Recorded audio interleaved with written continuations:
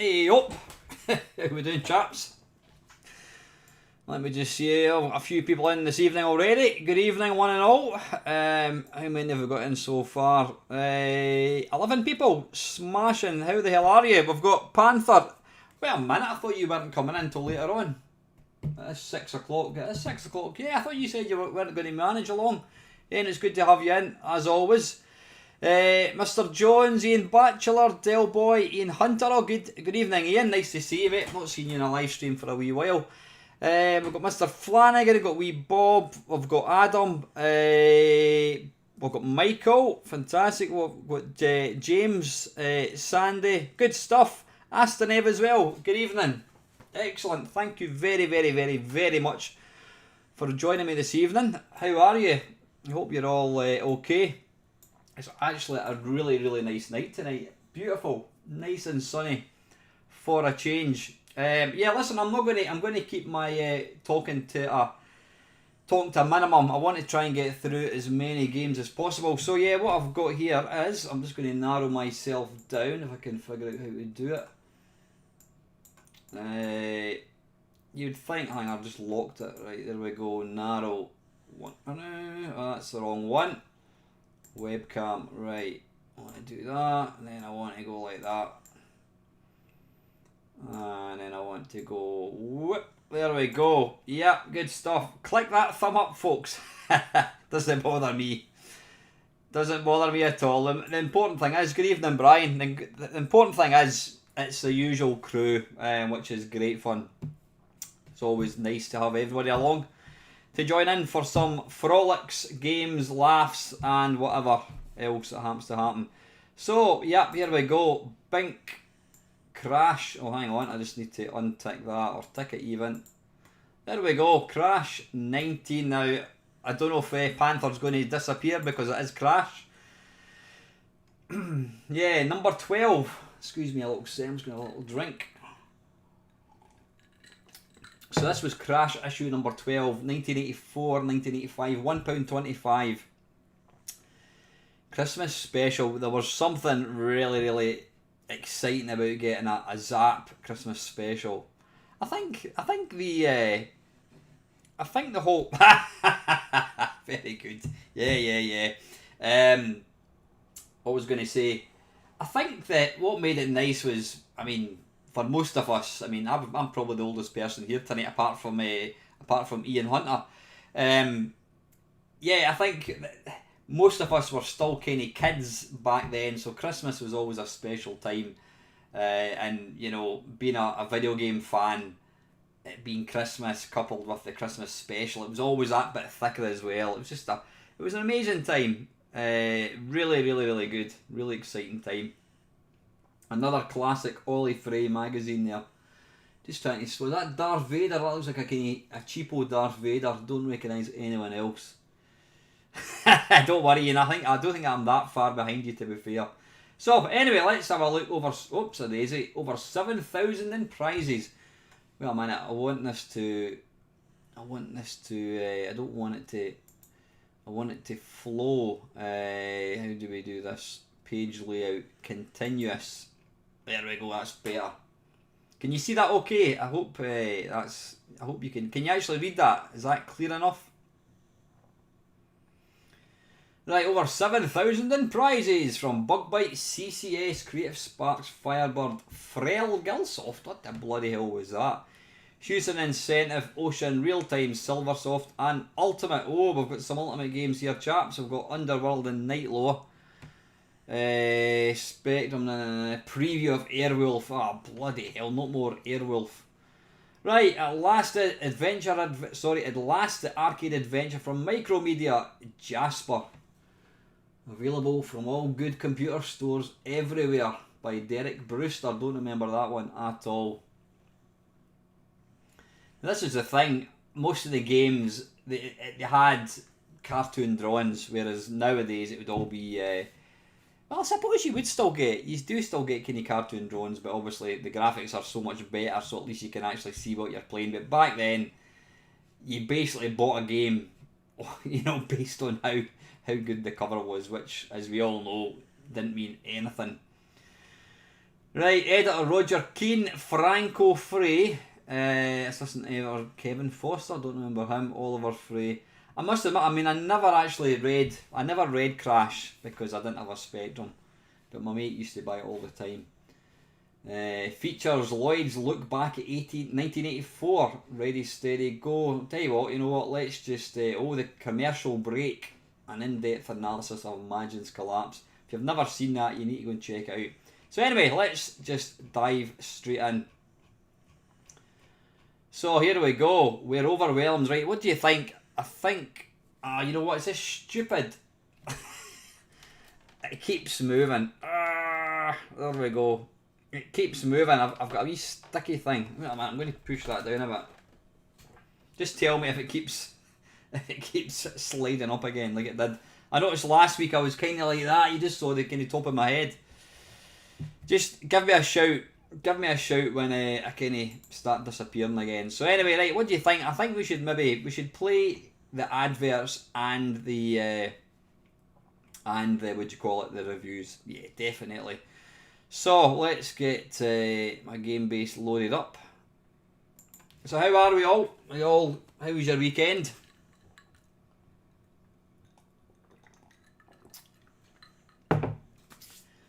Right, okay, Specky Mania. You know what I think's absolutely mind-blowing? As I'm doing this, I'm reading through games in a magazine, and I just know that I will have access to every single game. I mean, how the earth did we get to a stage where you've just got all these games on a computer? You know, it's that never ever stops being an incredible thing. The fact that I can have my entire, computer collection, whatever console collection, on something the size of that, an SD card, just blows my mind. Anyway, right, let's crack on with pole position.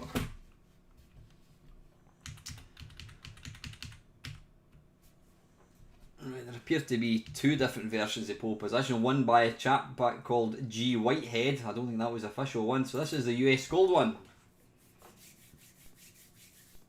Hopefully, hang on a second. I'll just need to make sure you can see that. No, you can't see it. Spectrum. Dink. Now, it's going to be... I'll apologise now because, as you know, I can't use keys at all. I'm all about the joystick. I need to come out of this because it's just kind of switched off. I'm all about the joystick, so... there's going to be a lot of games I'm assuming are going to be keyboard, so it's going to be, I'm not going to be very good. Whoops, a daisy. Right, S for start game.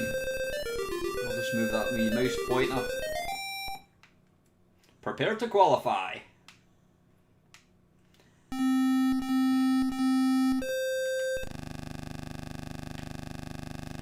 How do we... Oh, wait a minute. Ah, right, okay, right, so it's fire button. Right, what speed am I doing here? I am getting quicker. Alright, I think I probably should have stayed in low.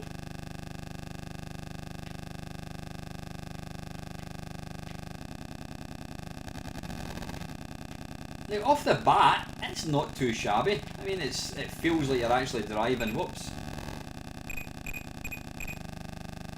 Graphics for the main car is pretty good. Ah, now we're getting some decent speed. Whoa, whoa, whoa, whoa, whoa!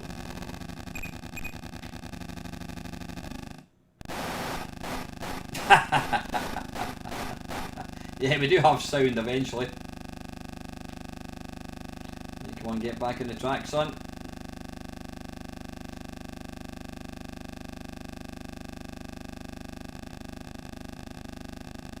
Hey, hang on a second, let me just double check. Paul is just querying that this may not be running at full speed. Hang on. Speed, where's speed about? Yep, it's running at normal speed, Paul. So this is running, well, that second looks alright to me.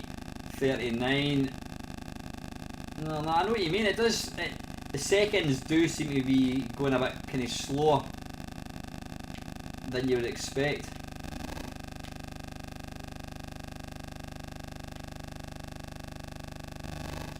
I think that sound would eventually go in your tits. Good evening, Sterner Stuff. How are we? I think I do prefer the C64 when I have to say.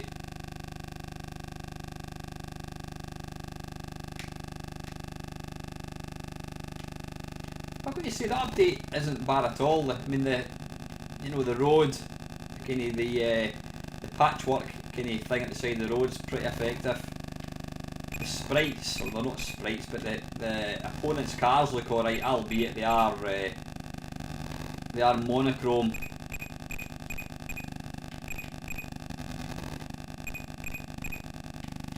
Ah, no, yeah. Sorry, you know what? Yeah, the time does seem to be going a bit slow. You know what I'm going to do, just for a laugh? I'm going to increase the speed. I'm going to put it to... This is twice. Right, here we go. This is me playing it at twice the speed. Why have I lost the sound? I have no idea why I've lost the sound. Oh, there's the sounds back again.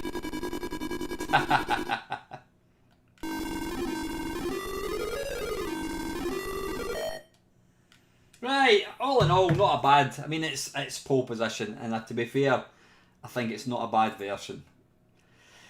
Right, okay, let's get back to the magazine. Right, we're overwhelmed, though we should just add that with Atari Soft, you can now play pole position on the Commodore 64, BBC, and Spectrum computers, as well as on all Atari. You'll also find other available games. Right, okay. Turbocharger Spectrum outperforms any Spectrum interface. The unique turbo interface from RAM gives you all these features and more in one unit. So what did it actually give you? It gave you a multi-joystick thing. Instant program loading with cartridge software.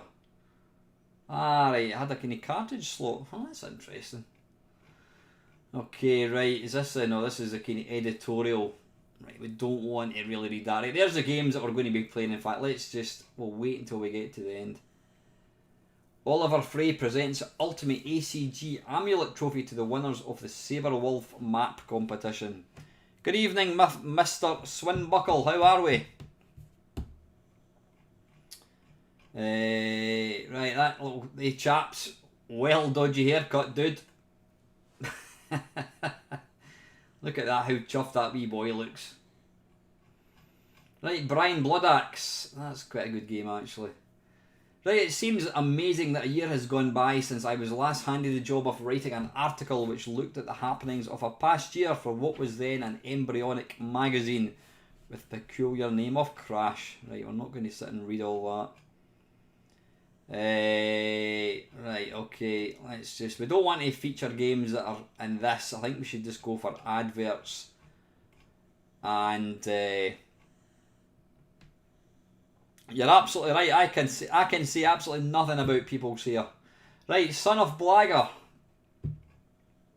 Wasn't a fan of that, but anyway, let's just crack on. Son of Blagger.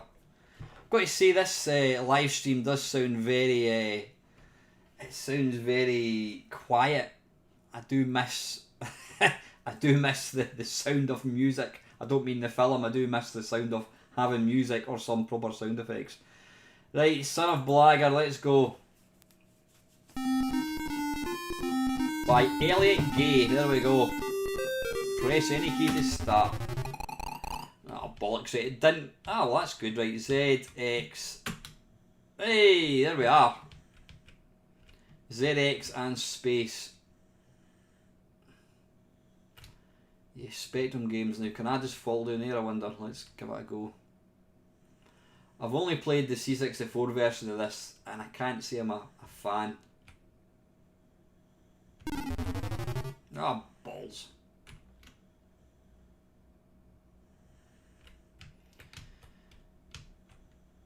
I don't think you could get a more generic looking character, a little guy with a hat. We can't get up there, it would appear. Or maybe we can't. Ah, right, okay. Can we go over there, get the key?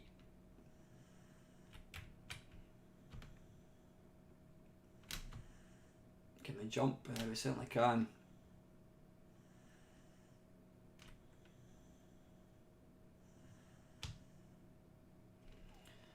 I'm actually half tempted to put a Sid tune on in the background, but I don't think that would really be... that wouldn't be right. What bollocks.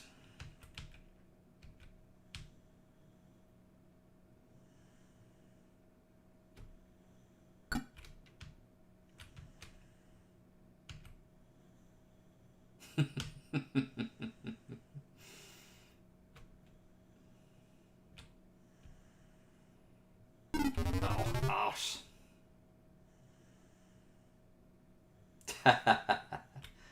Right, so I've got to, I'm going to die if I go down there, so I need to jump over here, I think. So how are we? What have we been up to? Any of you chaps, have anybody pre-ordered a PlayStation 5 at all? Or the new Xbox? Apparently you can't actually get them for love nor money.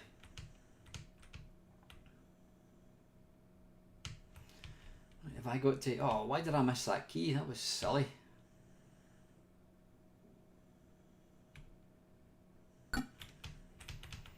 Yeah, you know what? I don't think... Considering how little I actually play modern consoles, I'm just not... I really don't think it would be worth my while to pre-order any of these. I think I'll just give it a wee bit and see what happens.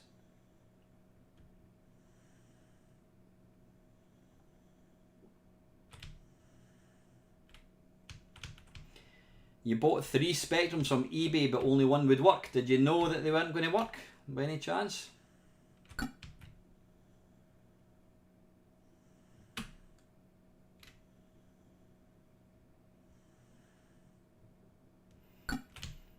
Right, I think we'll play another minute and then we'll batter on.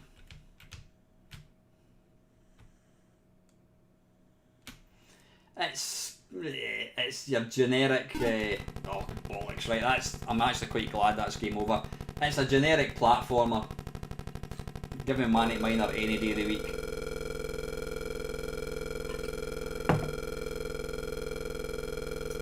Right, that was Sonny Blagger. Oh, we've got some sound now, I notice, eh? Right, let's crack on. So, there we go. What did they say? No, it wasn't a review, was it? But Sabre Wulf, never a fan of Sabre Wulf, I have to say. Zombie, that's I love that game. That is a relatively unknown classic. Gift from the Gods. Another, is that? Yeah, Bob Wakelin. You can just see the bottom part of his name. Another cracking Bob Wakelin picture there. Sadly missed. Don't think that game ever came out on the C64. I don't know why. Stunning animated graphics taking you beyond time, apparently, into the 5th dimension. I love how they just come out with shit.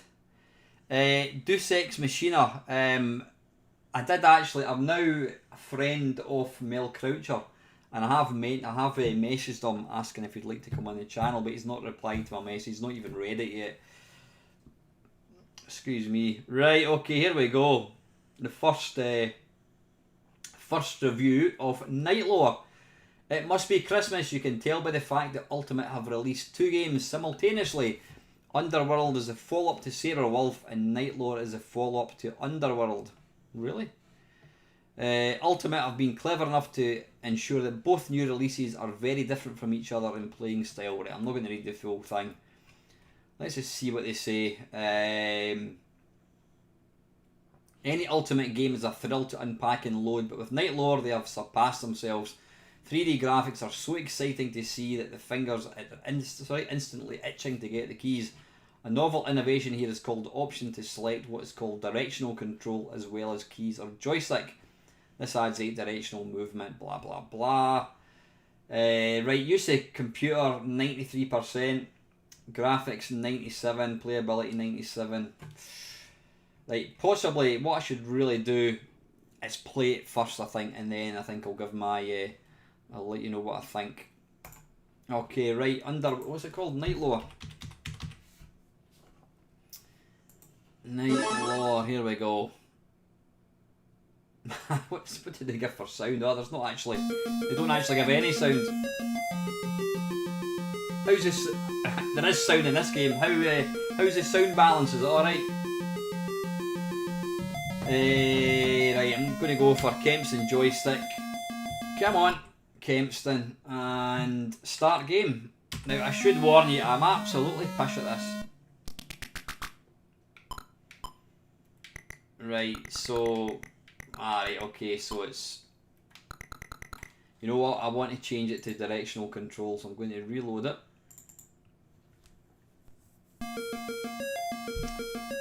Right, so it's going to be 2, and then it's going to be 5, and then it's going to be 0. And hopefully this will work better.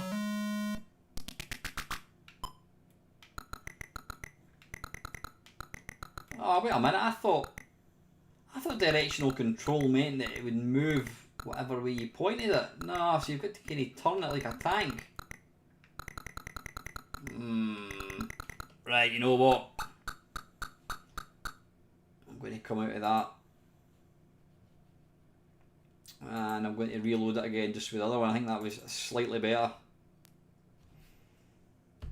Nightlore Designer, what the bloody hell have I just loaded? Wait a minute.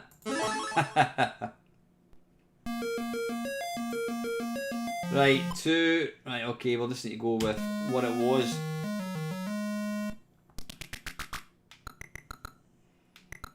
Right, I don't know what's going on. It just seems to have reverted back. Anyway, let's just play it. So we've got fire button and jump, have we, I think.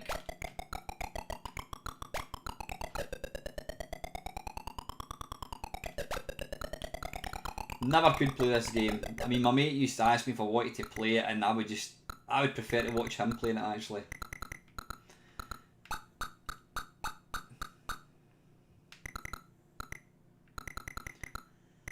Come on. Oh, bollocks. It's one of these games, you've just got to be absolutely precise. And if you're not, like I am, then you're going to die. Why did I keep dying? I have no idea. Oh, wait a minute. Can I walk around this side, possibly? Arse.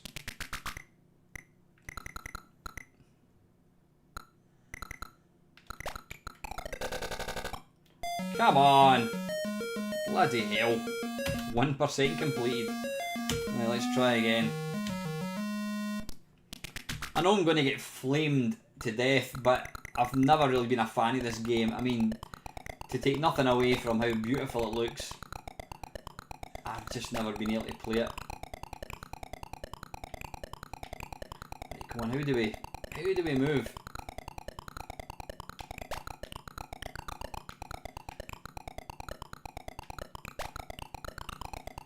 I just get really frustrated. Oh, bollocks, don't fall off now.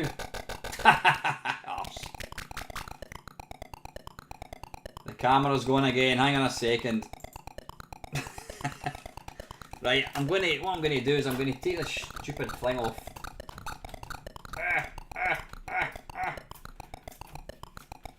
Right, and then I'm going to position it like so. Come on. Come on. Stay. Stay. Why does that not want to sit?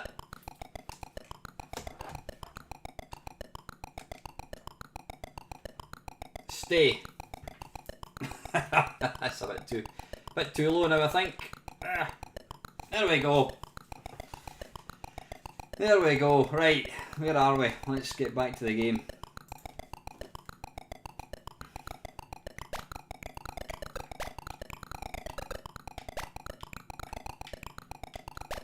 You would not believe, or maybe you would actually, the amount of criticism I get in my videos for being unable to play games. I get told I should read the manuals, etc., which is never going to happen.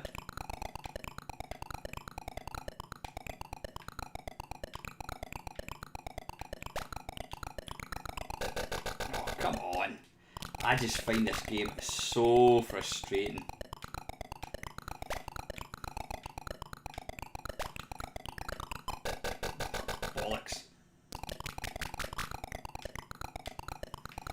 Yeah, it's funny, Craig. I mean, people, they seem to think that because you're on YouTube that, I don't know,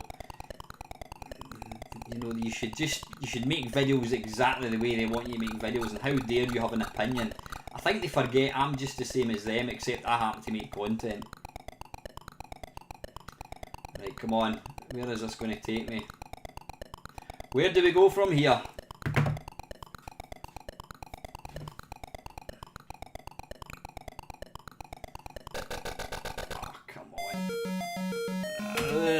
One more go.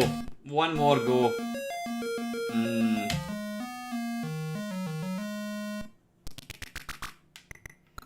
Yeah, YouTube's a funny old thing. How dare you have a different opinion, or how dare you say something isn't very good?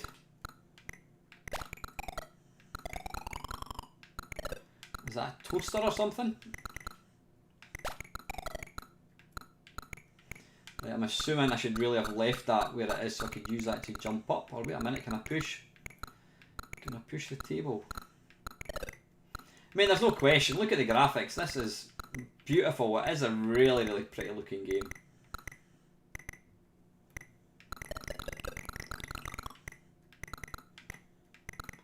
I love that sound effect as well. Yeah, absolutely, Craig. You know what? You can't please everybody all the time. If I can please a few people some of the time, then I'm happy.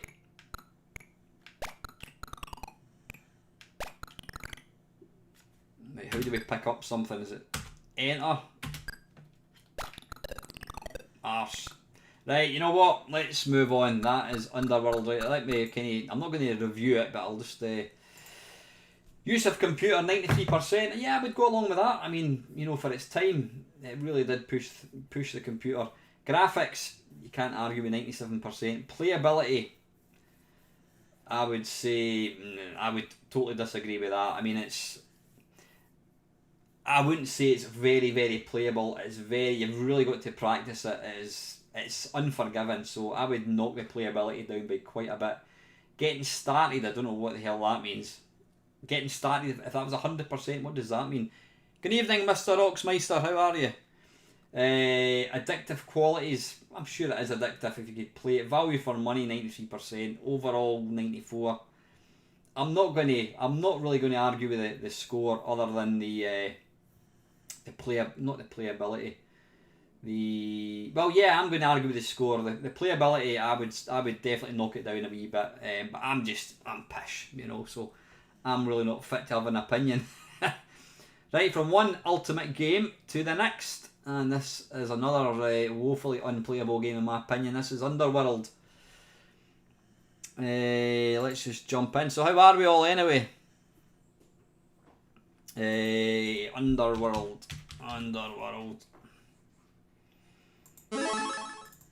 Now this did get a release in the C64.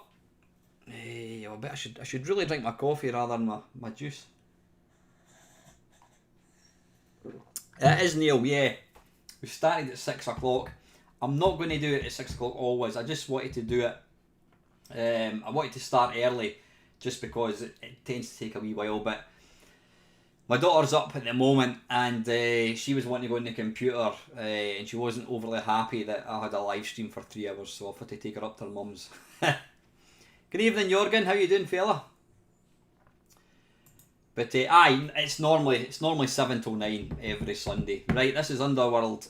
One thing I do like about Ultimate games on the Spectrum especially is you always knew exactly what you were playing an Ultimate game, because I had exactly the same options. So number 2 and start game. Now if you think Night Lore is uncontrollable, this takes it up a different level. It's kind of like, it's like pinball. Can I pick that up? There we go.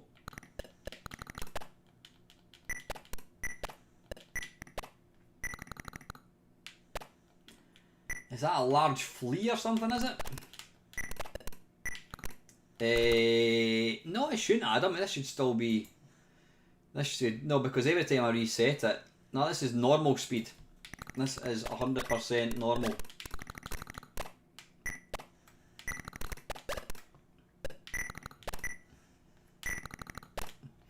Yeah, it kind of feels like pinball when you're just kind of bouncing all over the place. Oh, bollocks, no!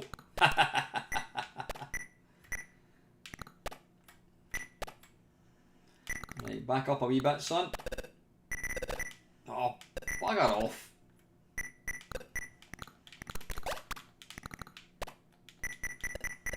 Come on! I've got no idea what I'm supposed to be doing here. Is this the one where you get the... Ah, it is, yeah, you get the kind of bubbles. Yeah.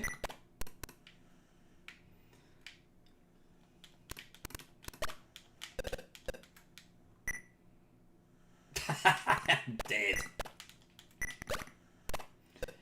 Again, was it just me? But I just found this really, really frustrating.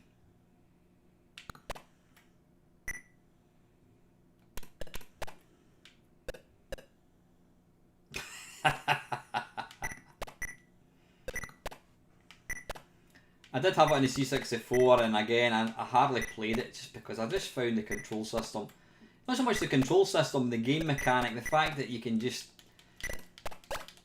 keep getting hit all the time and end up back down the bottom again. Just too frustrating for me. Oh, you know what I mean? Graphically wise, animation in the bubbles, the animation is fantastic. There's presentation in the game is great. If they'd just taken off that annoying kind of game mechanic where you just bounce about needlessly. Oh, damn it.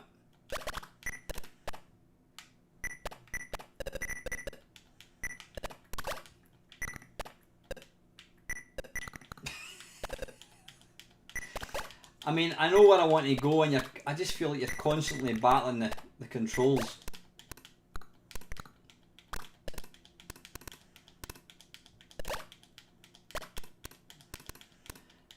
I assume you've got to try and collect these kind of gems and that kind of stuff. Oh, bloody hell. Right, you know what? I think I'm a fan of that one even less. Right, what are Crash saying about it? It looks as if a hyperload is here to stay. Blah, nah, nah, nah, nah. There are quite a few things to hinder and help you, such as a plethora of ultimate nasties but these don't kill, they just make you bounce about all over the place, and the only way I've found to die is, is to fall a long way. This is a mixed blessing, or blessing, because when you seem to be doing well, you seem to fall a lot. Sometimes it seems practically impossible to finish a game when you want to. Underworld must take up every available bite because the maze is so huge and complex. Underworld is definitely Ultimate's best game yet. It has super sound, well, I suppose for a Spectrum possibly, and graphics as you would expect from blah blah blah blah ACG. At first glance, Sabre resembles Bugaboo the Flea. It's that athletic leap that does it. The huge jump combined with the fact that the nasties don't kill but do hinder make playing Underworld quite a different experience from anything Ultimate I've done before. Use of computer 89%. Nah, compared to Underworld, I think that looks a lot nicer. Graphics 95%. It does look nice, but good evening, Mad Moments Go. It does look nice, but I wouldn't say 95% nice. Playability, again, I'm a bit getting started. I don't know what getting started means. Addictive qualities, yeah, I can imagine, you know, want to kind of discover, unearth different rooms and that kind of stuff. Value for money, 86. Yeah, right, okay, right, don't look up. Super Mutt, oh Christ, it's Super Mutt from Silversoft. Yes, right, Christ, that looks exciting.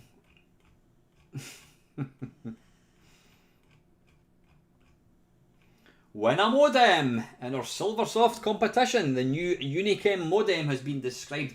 Here's the thing, what the hell would you do with a modem? Can you still see me, by the way, or is it moved up again? Yeah, you can still see me, that's fine. What could you do with a modem and a Spectrum? I'm genuinely interested, I'm not trying to mock it. What would you actually do? Because I know with the C64, you could obviously, you had CompuNet, but BSB boards. Did any of you guys have modems on the Spectrum?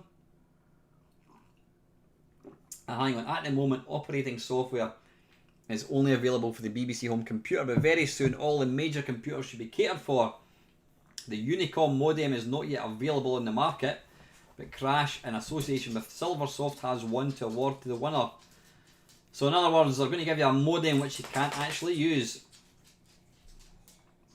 Here's what to do. State in no more than 25 words why you would like to win the Unicom modem. I would like to win the Unicom modem because it's not like there was anything you could really do with it. Right, I always like looking at I hope you don't mind me reading the magazine rather than just playing some games. And they're obviously trying to be funny here. Right, Antonio Grasso from Purley, Surrey. Dear Lloyd, with reference to John J. Tapper's letter, I would just like to say I hate the way he makes out every Spectrum owner to be a snob with a rich daddy. I went to work for 2 or 3 weeks before I could afford to buy my Spectrum. So stick it bored and unemployed. Bloody hell, that was a bit nasty. Dear commie merchants, listen readers, you are in dire peril, you are at the mercy of that's too childish, that one, I think. Right, what about Matthew Bannerman from Shrewsbury shop there? I can't even see that. Shropshire. Dear Crash, thank you very much for your article on the piracy dossier. It made very interesting reading. I was particularly interested in the reaction to question 3 about commercial piracy. It strikes me that some home copiers are simply passing the buck of the damage being done to the software industry onto the shoulders of the commercial pirates. While I would not condone commercial piracy in any way, the fact is that although it is morally worse than home copying, the latter is far more widespread and therefore far more damaging. Good evening, ye old gamer. Steve, how are we? You've not missed a great deal. You've missed Night Lore. You've missed Son of Blagger, and you've also missed Underworld, I think it was. Relatively few people own commercially pirated programs, or of all the people I know with home computers, most have large collections of home copied programs. Another popular excuse for copying software is the games are just too expensive. I agree that most of us can't splash out £6 or £7 every day or fill a trolley in John Menzies at regular intervals, but someone who has bought a computer for £130 can't exactly be penniless. Damned right, Mr. Bannerman. Yeah, Sonny Blagger. Nah. Right, I'm just trying to see. Did any of you guys have have letters pirated? Pirated? I'm just looking down there. A pirate. There we go. I am writing this letter as a desperate plea to software firms to put their prices down. Bloody hell. Right, anyway. There's Mr. Thompson. Let's crack on with some more games. Come on, we're at page 30 and we've only had 2 reviews so far. Right, here we go. Let's play some of these. Right, Roland Rat Race. I didn't like the game. Oops, a daisy. Roland Rat Race. I liked the music in the C64. That was quite good. Right, number 3, start game. Now, anybody that doesn't know what Roland is, it was some obnoxious puppet that appeared in, what was it? Daytime TV, breakfast TV or something. Can you shoot? You certainly can.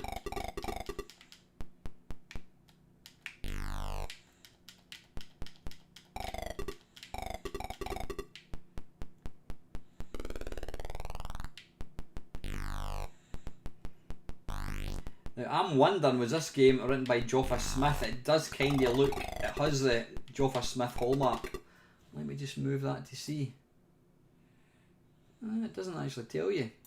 It does look like a Joffa Smith game.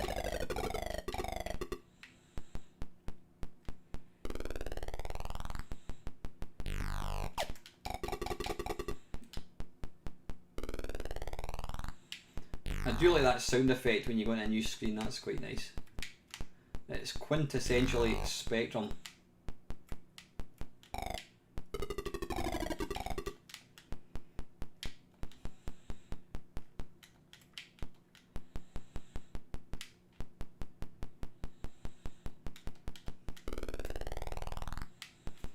I've not got a clue what I'm actually supposed to be doing here. Maybe I should actually read instructions.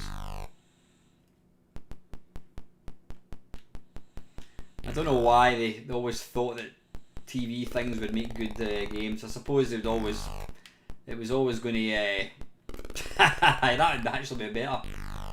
They knew it was going to sell, to be fair. Right, I've got no idea what I'm meant to be doing here. Right, enough of that. I'm sure it's fun if you actually read the instructions. Right, Kong Strikes Back. Now, I do like this game. I know that for a fact that was written by that was Joffa Smith. Right, Kong. There we go. Kong Strikes Back. This is a really, really good game.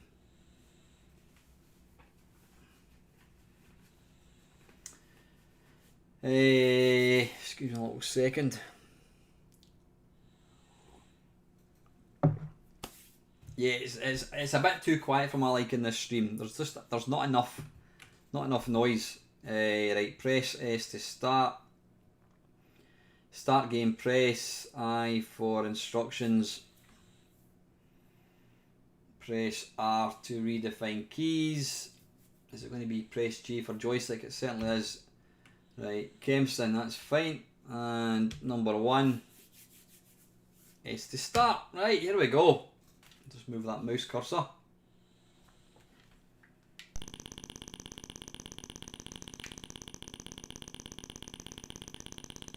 Now, the idea of this game is to basically rescue that triangle at the top of the top right. I think that's your girlfriend. Well, that's really, really sad, Neil. Is that seriously? Yeah, that is sad.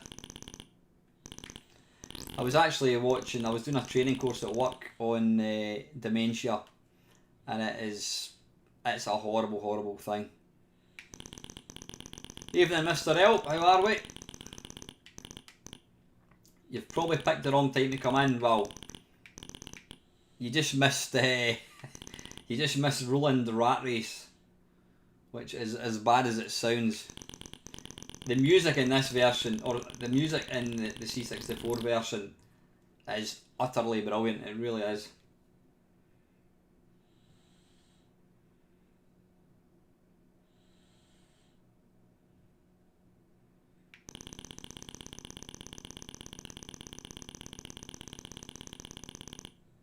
Hey.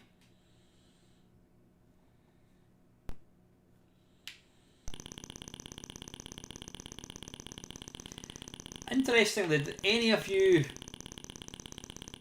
guys, like Spectrum owners, did you guys like play music when you were playing games? I know I did. I used to put, what did I used to play? A bit of Krusty Bar, bit of Meatloaf, Marillion, always Howard Jones, always had music on in the background.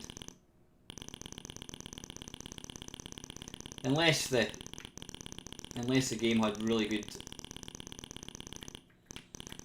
good soundtrack. I don't know. I don't know whether it was cancer or whatever, but yeah, it was very, very sad. He was just a young guy.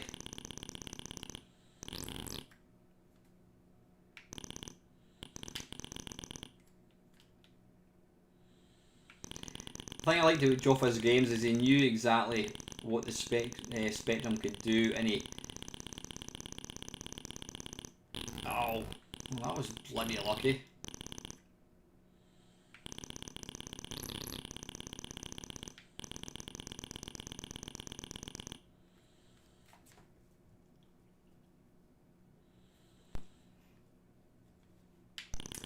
Right, we'll play one, yeah, I mean, every single one of his games was, you know, is regarded as a classic on the Spectrum.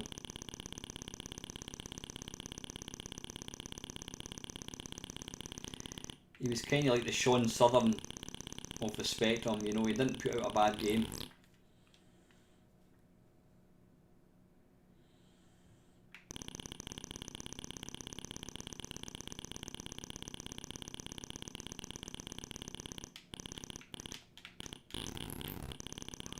Wait a minute, why am I not dying? Have I somehow put this on infinite lives?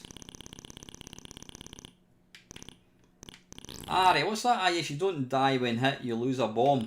Ah, is that what it is?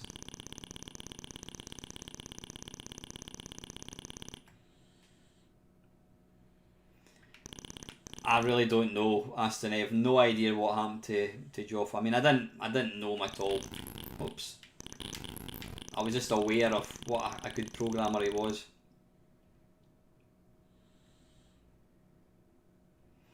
Yeah, it's a really, really nice little playable game. Anyway, right, let's batter on. That was Kong Strikes Back. Right, the good, the bad, and the downright ugly. Right, Hunchback 2. Don't think I've played that before.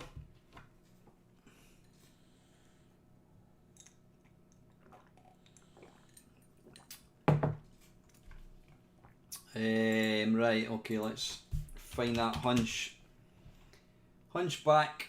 Here we go. Right, Hunchback 2. Yay, we've got some music for a change.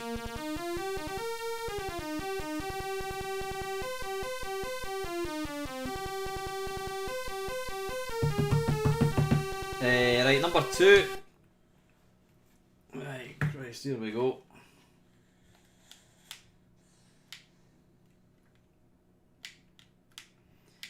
Right, so the idea of the game is to jump, collect the... Alright, I take it we've got to go and... Alright, what we need to do is... Oh, bollocks.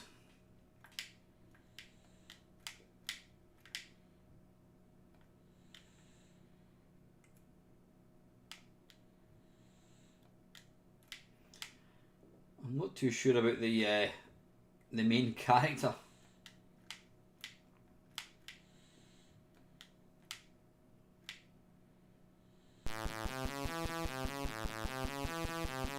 Yeah, I remember the corkscrew. Does it not have that on the on this one?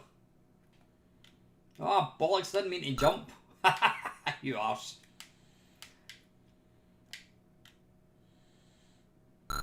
Balls.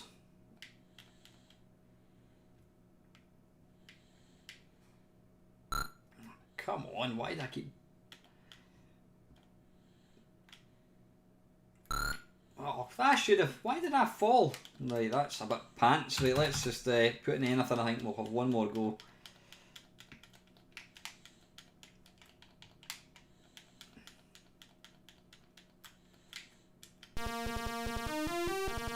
Right, we'll try once more, I think, and then we'll move on. Number 2.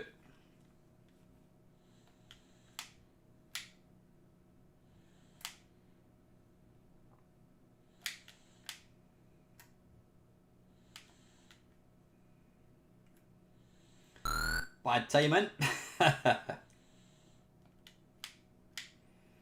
I do actually have a bit of a soft spot for the original Hunchback. It's a really, really simple game, but it's actually really, really playable.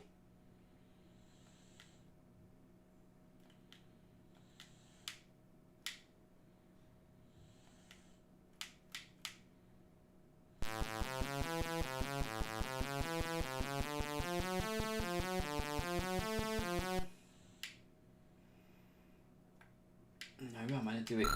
Oh, piss off. I wasn't even anywhere near. I mean, I don't like that. That's... I am nowhere near the edge. So do we have to land in this or something? I'm not too sure. Kind of reminds me a bit like, I think it's kind of influenced by Donkey Kong 2. Why am I just... Ah, you know what? Can't be arsed. Right, that's pretty pish in my opinion. Right, okay, let's get back to this. That's definitely the ugliest one. Right, seeing is believing. Zulu, White Hunter has travelled through time to the centre of an ancient tribal maze, seeking a princess collection of 100 Zulu masks. Mr. Freeze and Gold Digger. Firebird software, right. Oh Christ, we're not going to play this, are we? Is this going to be a... I think this is going to be some kind of graphic adventure, I think.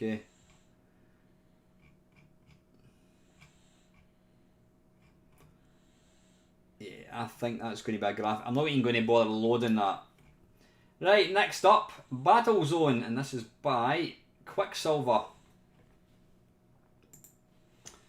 Battlezone.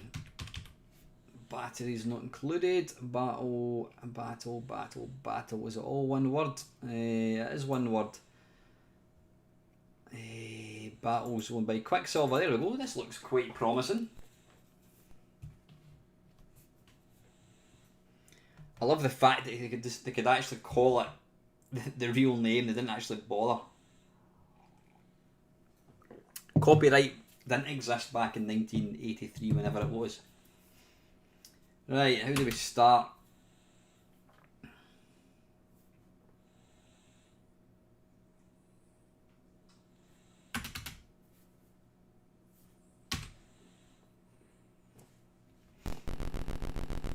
Right, S to start, I'm assuming it's not going to... Oh, wait a minute, is it using the joystick? Hey!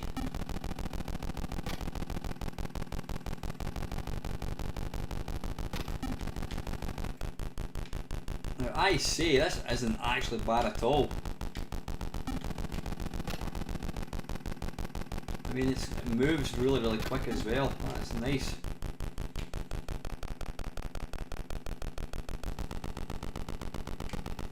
I don't think I've ever done an arcade perfect my arse with Battlezone. Come on, I'm gonna die. Yeah, I mean this is running at 100% and it's moving at a fair lick.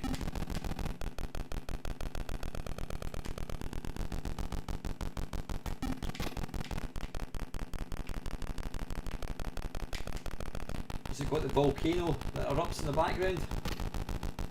Right, I think that's the only thing missing for this.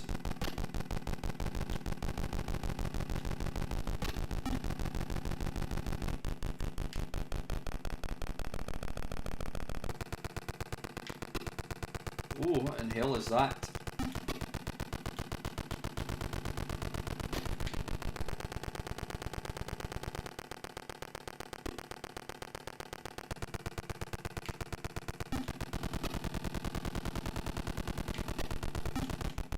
Hey. Ah, there we go. Ah, it's not erupting, so it's not 100% accurate. But that is, got to say, this is quite impressive for a... I'm not a massive fan of Battlezone, but I think this is pretty damn good.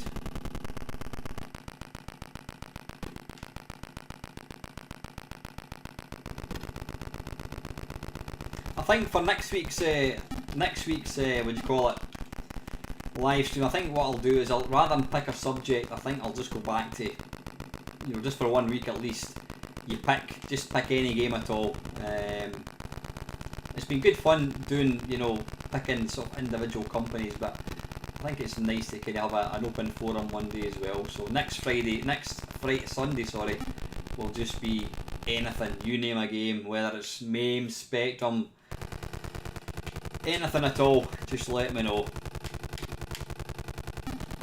Right, anyway, let's move on for that. That's actually a really good version of Battlezone.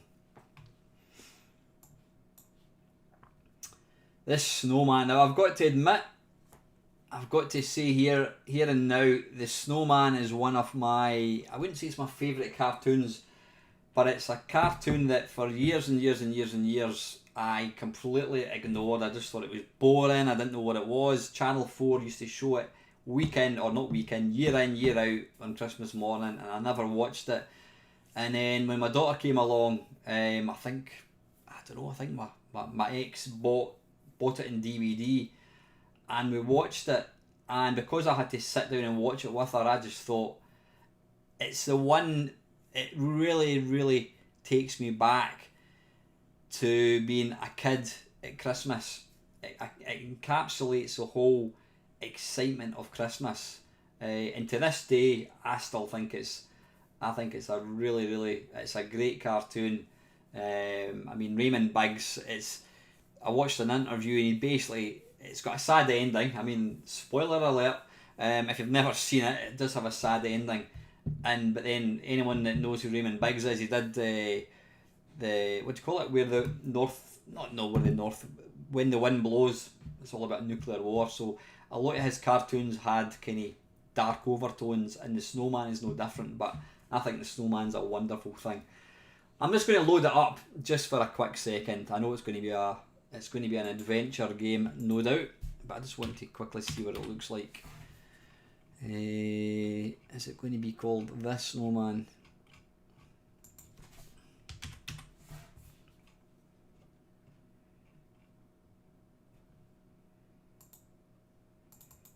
Ah, interestingly, it's not. It's actually a platform game. There we go. I don't know how this is going to work.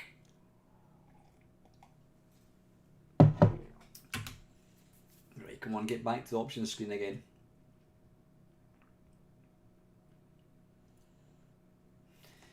Right, I for instructions or game options. Kempson joystick, that'll do me.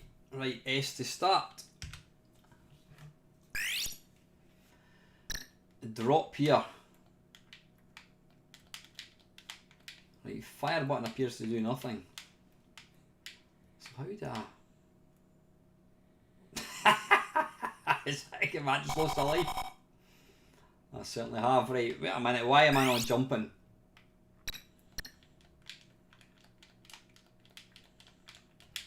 Right, I can't seem to jump.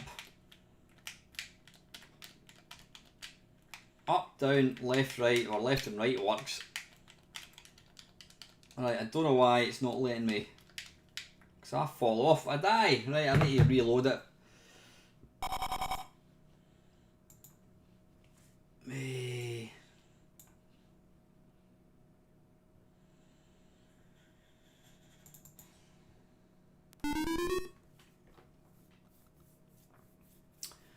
Right, instructions: run around the garden path and collect snow, clothes, toys, etc. Ice to prevent melting. Build a snowman. Eat to keep yourself awake and collect goodies to earn points. Freeze gas flames which melt slow. How do you jump though? Press enter. Up, down, left and right. So there doesn't appear to be... There is no jump button. Options, Kempson joystick. Start. Oh, did I pull down maybe? Ah, there we go. Right. You just basically walk up and down. Whoops. Right, got you.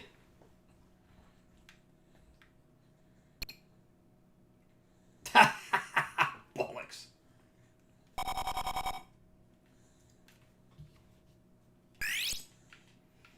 Right, it bears absolutely... Oh, let's go and pick up that, whatever it is. It bears absolutely no resemblance at all to the cartoon. It kind of feels more like... whoa. Oh, wait a minute. Why am I... Right. It doesn't appear that I actually die when these things touch me. Interesting. Come on, move along. Oh, damn it. Right, so I want to pick up snow, I think. Right, so what I want to do is go along here. Down here, along here, up, down, go and get the snow. Right, got the snow and then I want to deposit it, I presume. Let's go up to the very top. Down here. Oh, piss off. Christ. Right. Come on, move. Bugger off. You know what this reminds me of is, what's that game by Ocean? Mr. Wimpy, the very, very first level where you've got to pick up something. These stupid little things come along and nick it off you. Oh, don't you dare come down that way.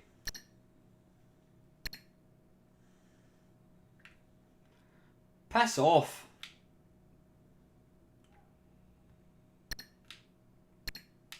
It actually reminds me a wee bit like what's that game?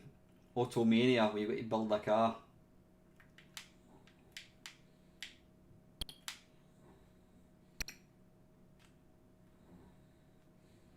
Quick, run! Oh, arse, no! Damn it. It's not a bad little game. Like I said, it's got absolutely nothing to do with the game or to do with the cartoon.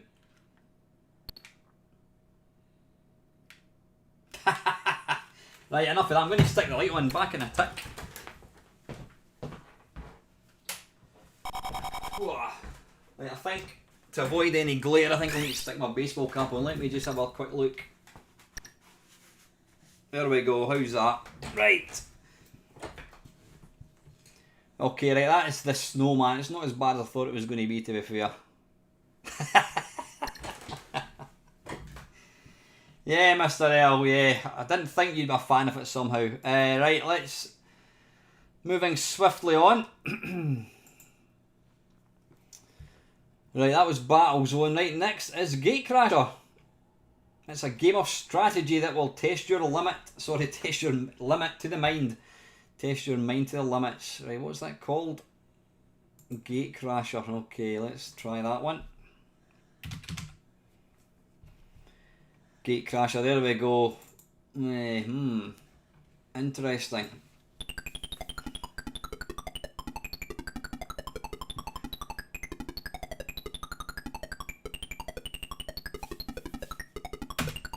How do we start? Right, J for joystick. Should we look at instructions? I suppose we should. List. No, I don't want to print a bloody printer. No, I don't want. I just want to look at it. Gatecrash is a game of skill and strategy. You have to guide a number of barrels through a maze of tunnels, trying to make them land in one of the 9 boxes at the bottom of the maze. Sounds riveting stuff. Right. Place 1 barrel. What are we doing here? Levels 1, right, okay. Okay, right, we've seen enough. What was that about winning 200 quid it said? Oh Christ, why did I pick the instructions?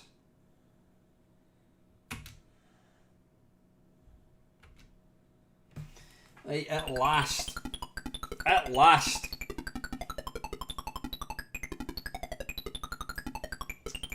Right. Listen, I noticed I picked up a few subscribers this week. If any of you guys have just recently subscribed to the channel, thank you so much. Right, where are we? J for joystick and... Right, oh dearie me, right, what the hell is this?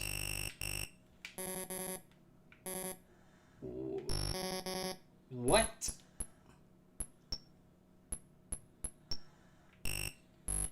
Right, so I'm kind of dropping a marble.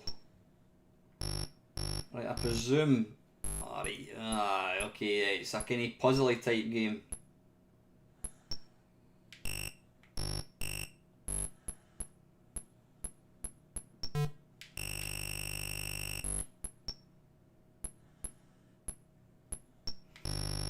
It's a thinking man's game. Yeah, it's not my kind of thing, but... I have no idea what that's supposed to be at the top. I mean, it looks like I'm losing. As quick as I'm gaining points, I think I'm losing them. Ox is saying that these will be about the last era of Spectrum games I played. My original Spectrum as I sold it and upgraded to a C64 bread bin. Oh, nice one, Aston. Have you been a subscriber since before I was at 1k? I couldn't tell you when. I don't know when I first... It took me about 4 years to get to 1,000 anyway, I know that much. Right. Yeah, it's... Okay, it's alright. Good evening, Mr. Farr. Yeah, I'm not a fan of it, Paul, I have to say. Right, let's get back to the magazine in hand. Let's see, I'm going to drink my coffee. Strontium Dog, is that not based on a 2000, what's it called? 2000, what was that? Something AD, I can't remember. 2000 AD, is it? Is that the name of the magazine? Strontium Dog, a battle to the end with the deadliest killers in the galaxy. Right. 2000 AD, yeah. Let's see, right. Stronti...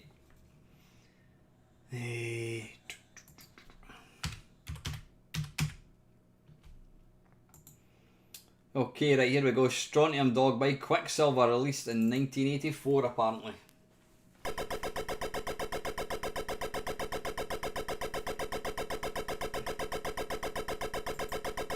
Now its full title is called Strontium Dog The Killing. But interestingly, they've actually just called it The Killing in the title screen. Number 2 and 4 to start. Oh, nice colour graphics.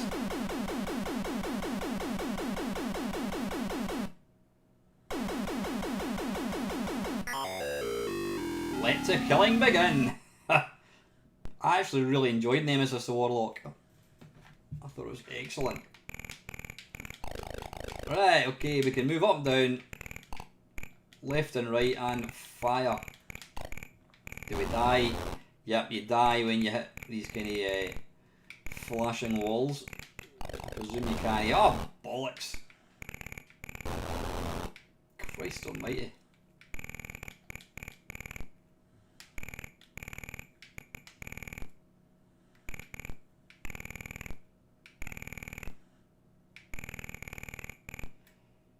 Ooh.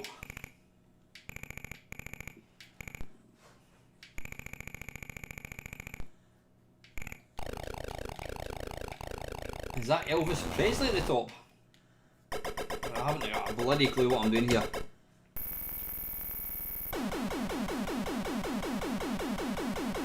I don't know if this means anything to 2000, whatever it's called, 2000 AD fans. I got no idea what I'm doing here. It's actually got the kind of basis of quite a good shoot 'em up, but there's not a lot to actually shoot.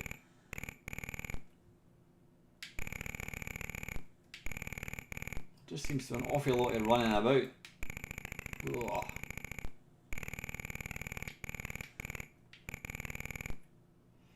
Alien scan, living 93, so there's 93 aliens apparently.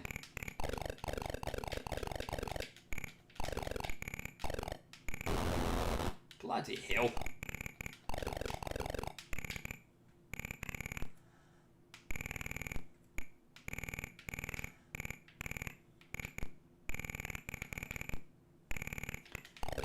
It is a bit... Hey, did I just kill something? I don't think I did. Right, there's a lot of running about there for my liking. Yeah, I mean, it looks nice, but I haven't got a clue what I'm actually doing. Right, let's get back to the magazine. I think there was one more, I think. What was it called? Blood and Guts. Blood and Guts, right, okay. It's got the same title music as Horace Goes Skiing, I think it is. Right, so it's not going to be joystick controlled. So what is that? BN 8NPL. Left, right, swim, fire. Right.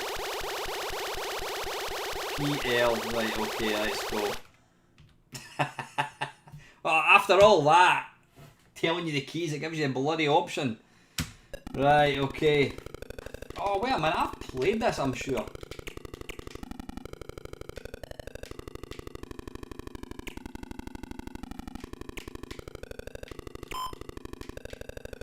Right, what am I doing with this? I die? No, I don't.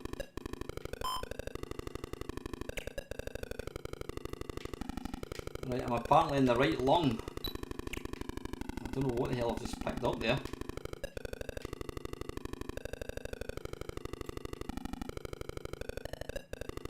Bonus point if you can actually figure out what the name of that tune is.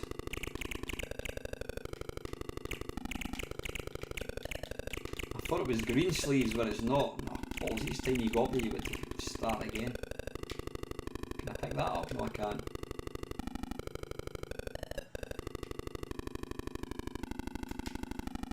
Where have I gone? Where in the bloody hell have I gone? I appear to have disappeared.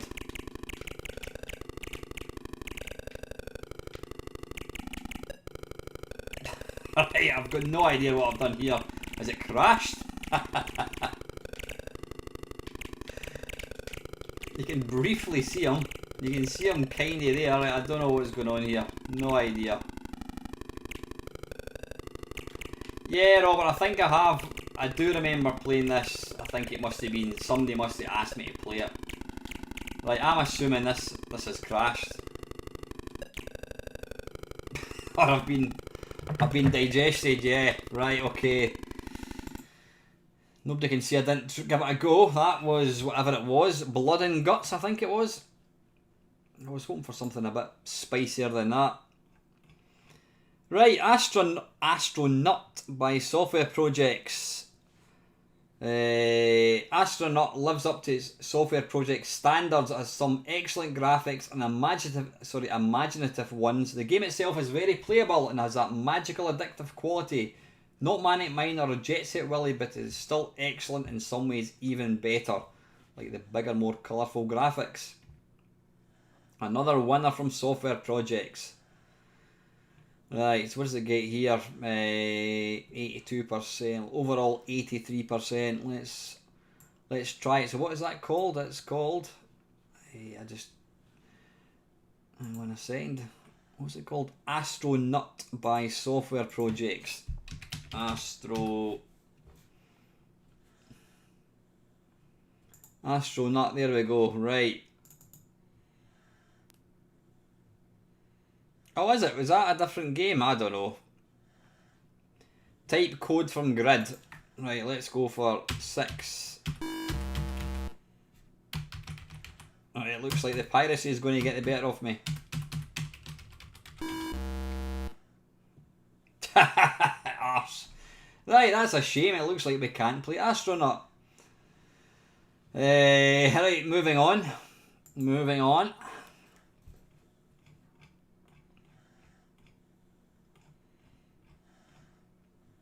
I think, is that, I don't know, not Astronaut. That is the game.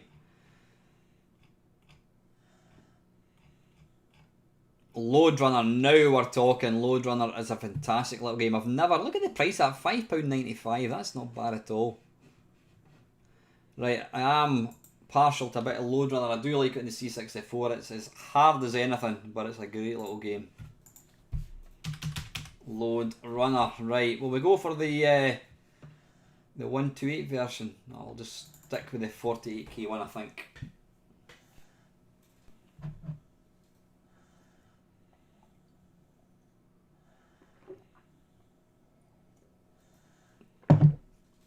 Oh, bollocks.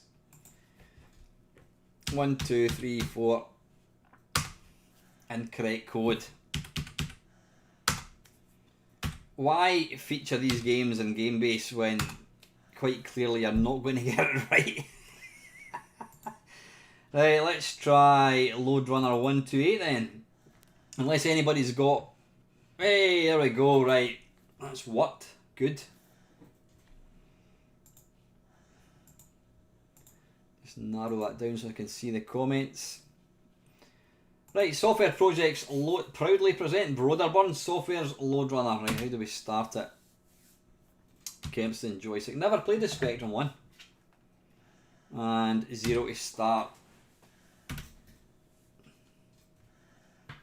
Right, this looks different. Yeah, this is different from the C64 one. Oh, wait a minute. What the hell? I've got no idea what's going on here. No idea at all. I think now Colin, you know what? The C64 one. Right, you know what? Bollocks. I'm going to play the C64 one because basically it is the same game. I don't know what happened here. There is an option in Load Runner where you can make it draw instantly. I can't remember what you do. I think maybe pressing fire button possibly. Or pressing space. Hang on. I need to do it so you guys can actually see it.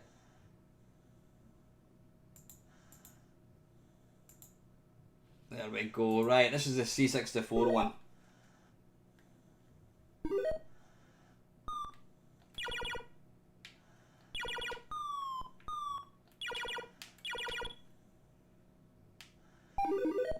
Oh, arse. Good evening, Ian. How are you? There is an option. I can't remember what it was. There was an option to press. In fact, let me just have a quick look. Manual. Right, there's the manual there.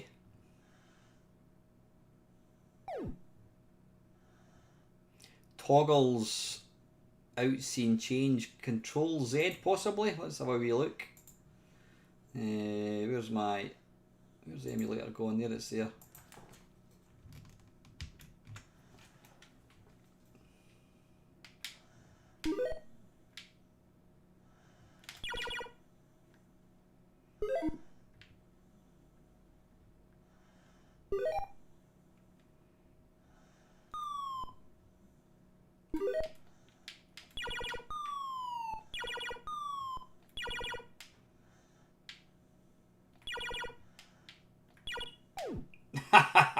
Balls.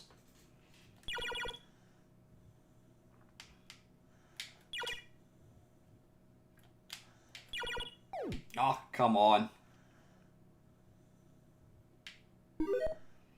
It's been a while.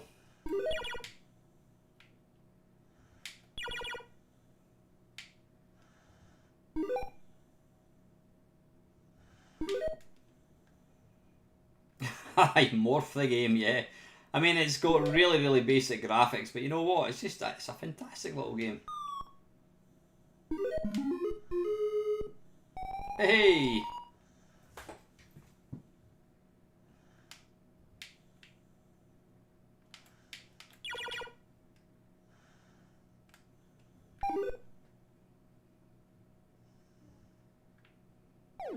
Oh, gosh.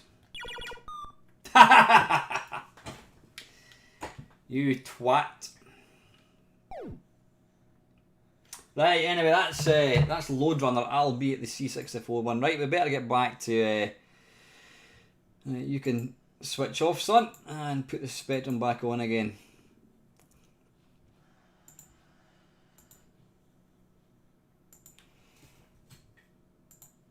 Right, okay, Load Runner, right, we can't load you. Right, next up is Potty Pigeon. Oh, Christ, this is... I remember playing this in the C64 and it was crap in that as well. Potty Pigeon is similar to the Commodore 64 version in name only. Ah, right, okay, feeding your chicks is no easy feat. The first load of screens are simple, but in later levels it gets really hard. Right? Anyway, let's load this up. I'm not looking forward to this one little bit. Evening, Gordon Blue, how are you?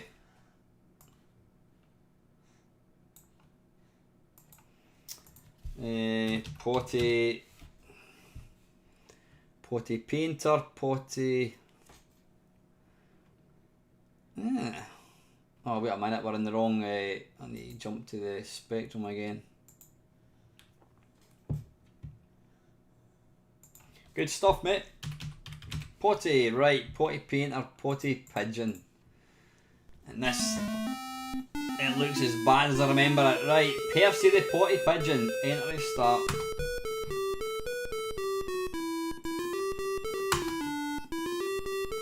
What have we got to endure? Right, where the hell are we? Oh, at least we can use joystick. Right, I appear to have picked up a worm, I think. Ah, right, okay. Right, so what we want to do is collect said worms and then take them to your kids at the top whilst avoiding the spider, I presume. Right, what next? What the bloody hell was that? Ah, right, we can drop eggs. Which isn't really... Oh, bollocks.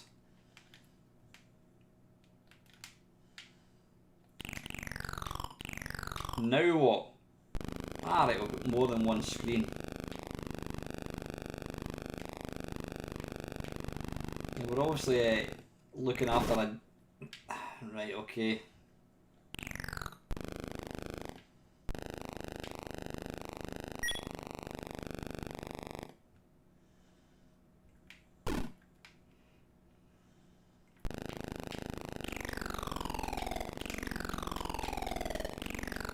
Yeah, they've obviously gone for accuracy. Oh, balls. So apparently you die when you fly into a plant. Right, anyway, that's as woeful as I thought it was going to be. Right, how did they rate it? 81%. Oh no, that's Load Runner. Wait a minute, where's Potty Pigeon? Right, there's Potty Pigeon. Use of 72%, overall 70%. Blockbuster. Right, have we moved? Yeah, we've done Load Runner, we've done Potty Pigeon. Thermo, whatever that is. It's an alternative to war as the name of a game as in cricket or football. Thermo stands for Thermal Ballistic Object, in which the game is played as a football is used in soccer. Consequently, Thermo can claim to be the first computer simulation of a fantasy game. Can't wait. Right, okay, Thermo, where are you? Thermo. It's loading and it's loaded.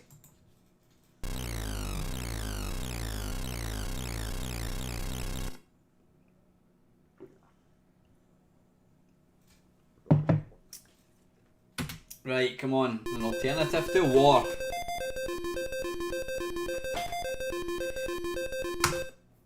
skill level 1. Oh Christ, is this going to be a quiz or something? Enter away team, piss off.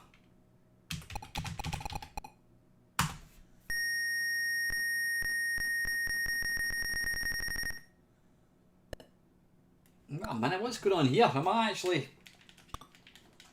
Right, I have got no idea.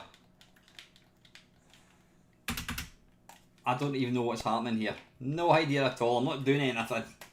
It's just moving. Yeah, it's apparently some intergalactic futuristic sport. Distance. Right, you know what? That's good enough. I've got absolutely no idea what I'm trying to do here. I'm sure it's good if you... Well, there's not even any instructions included with it. Right, okay. Right, moving on. Well, apparently it gets... What did they say here? This game took me ages to get the hang of, you don't say. It is very difficult to grasp the idea objectives. The instructions do try to make everything clear, but just don't really cope with it all. The graphics are clear and move very quickly about the screen. Colour is well used with no apparent attribute problems, with the sound being mainly spot effects.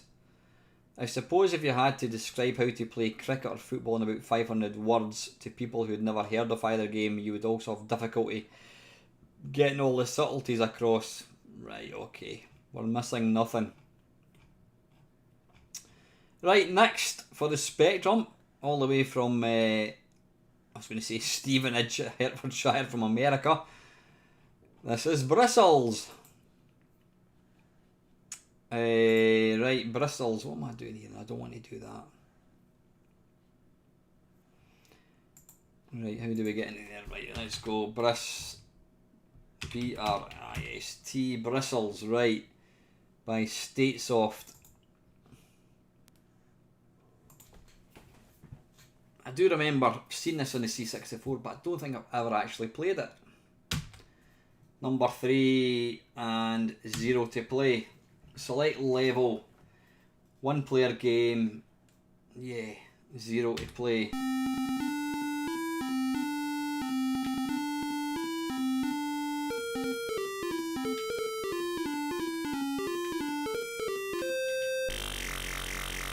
What the hell? Right, I'm controlling this little dude at the bottom. Whoop.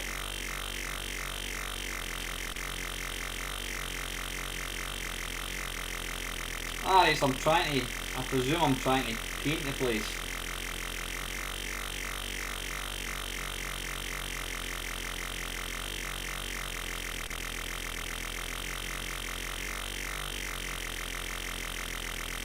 Now what?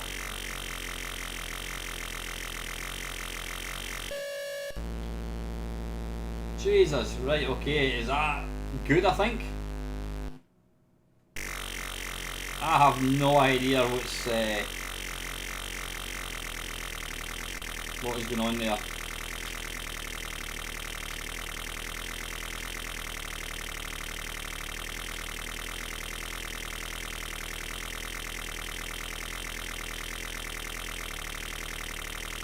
I presume I want to avoid these baddies. Oh shit.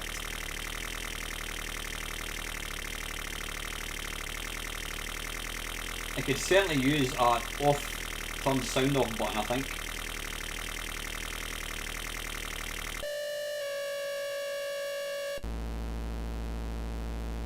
I have absolutely no idea what's going on here.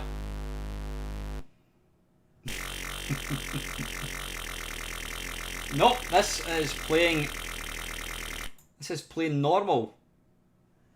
Speed is normal, it says. This is 2 times speed. And this is normal speed.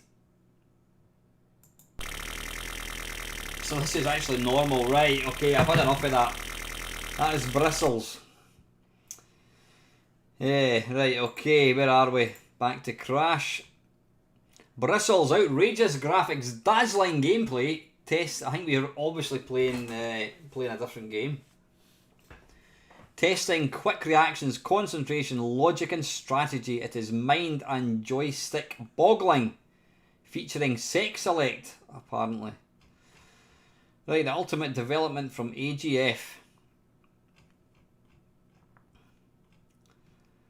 I was never a fan of Quick Shot 2 joysticks. Always thought they were crap. Win a micro drive plus 5 sets of whatever it is. Run, baby, run. Right, okay. Travel with Trashman. Never, this was a sequel to obviously Trashman. Never actually played it.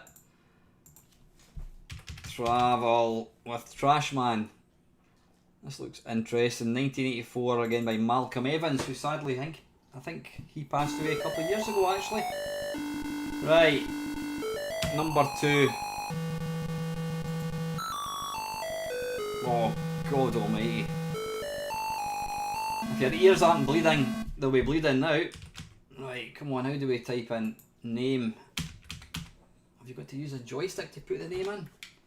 Oh, you have. Right, let's just put in anything, I think. Another forum acquired, no thank you. Right, where shall we go? Madrid, Paris or Munich? Let's go to Madrid.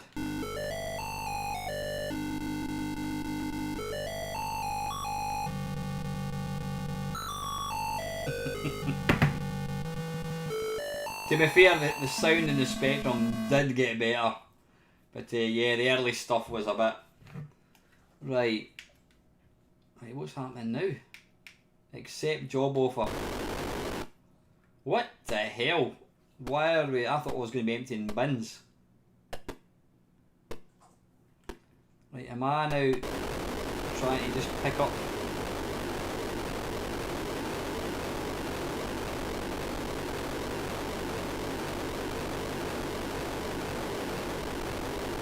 Deary me.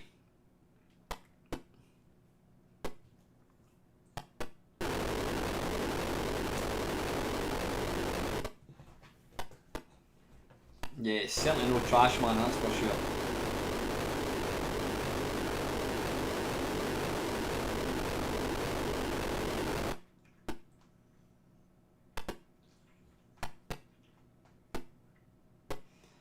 I'm not overly impressed with the animation and the little character. I mean, he just looks like, I don't know what he looks like.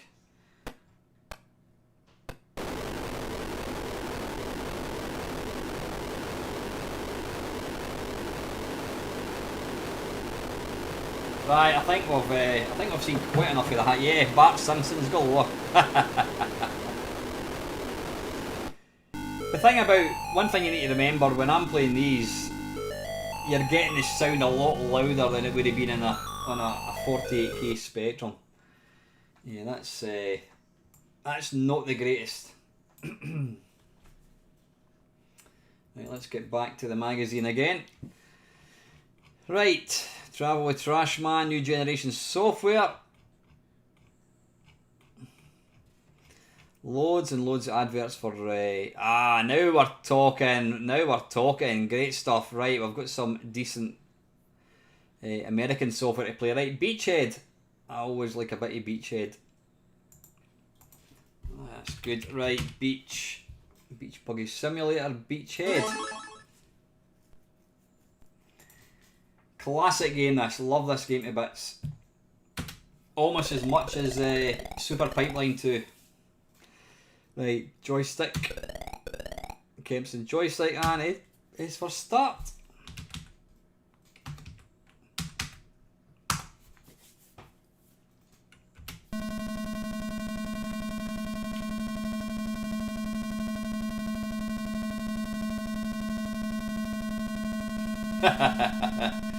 Positives, map is drawn well. Negatives, everything else.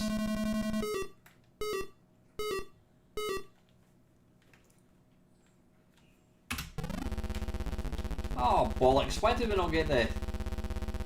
Did I miss? Did I do that wrong? I was wanting to get the little bit where you go through the little sort of cavern thing. Still a good game, this. I mean, the C64 one is just awesome. It's some of the best sound effects, in my opinion, of any game.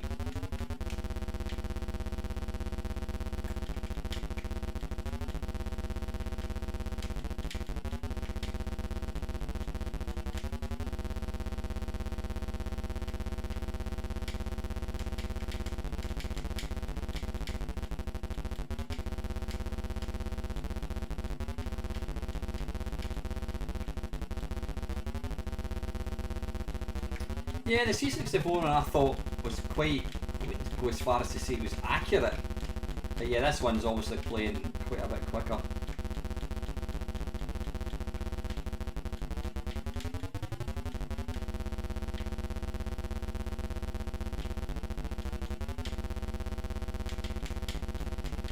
I think because I didn't go through the little cavern thing, I think there's a lot more, planes you've got to kind of hit. Man, I've lost a life.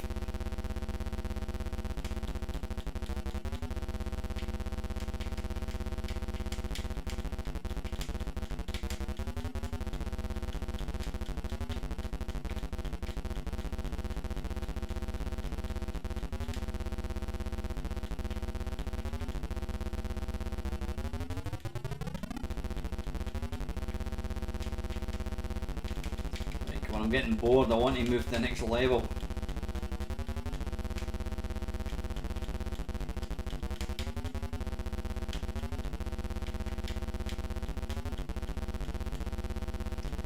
To be fair, Milfy, that would not be difficult.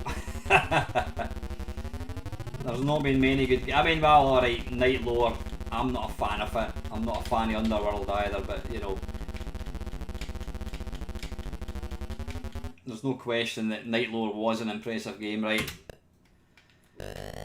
Right, okay, so it's going to be 16 too short, 48.5. Whoops, a daisy. 48, 48. 48.5, come on.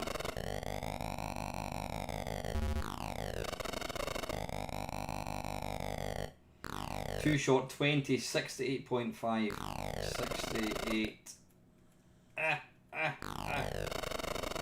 Come on, 68.5. Trying to get it to exact is difficult.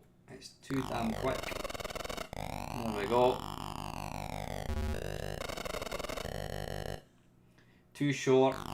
27? 27 is it? Was it hell? Too long. 3, so that's 3. 24.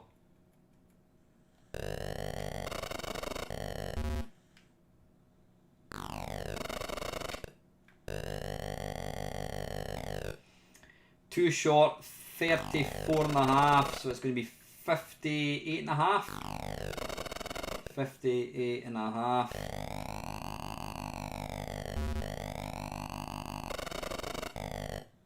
Too short, so it's going to be 50, 108.5. 108.5. No, that can't be right.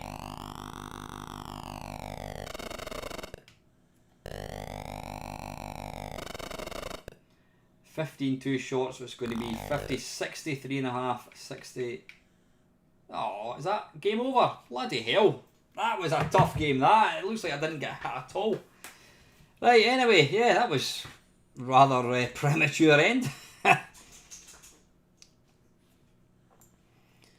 Listen, thanks very, very much to everybody that's in tonight. Anyone that's not talking, I understand that lots of people like to kind of watch live streams, but they don't actually like to say hello. But say hello to everybody, because we are a friendly bunch. It's always nice just to kind of... it's always nice just to kind of see who's actually in the house, as they say. Right, next, where are we? Beachhead. So, Raid over Moscow. Don't think I've ever played that one. Not a problem, Bob. Hope you're doing okay.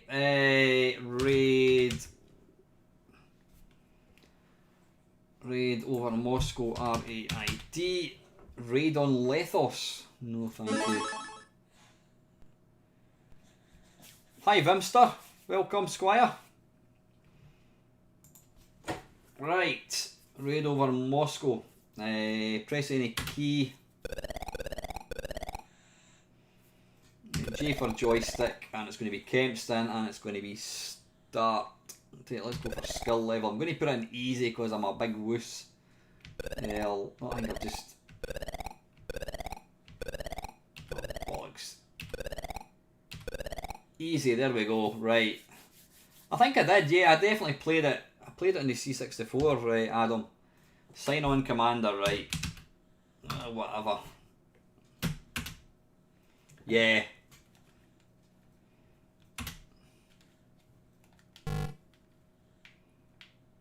Ah, right, you don't get the little animation. I don't actually know what you need to... Is it space? I don't know how to... Right, I might need to look at the instructions. In fact, let me look at the instructions because I don't actually know. Right, there's no instructions. Could anybody quickly Google the instructions for Raid Over Moscow? What key do we press? Yeah, I mean the Spectrum had really vibrant colour, which was really nice.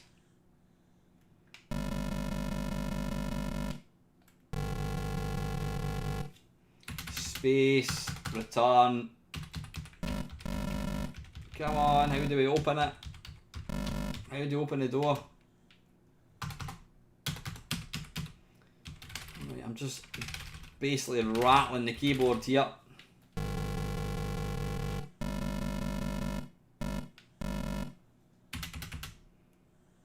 Control, Alt, Shift.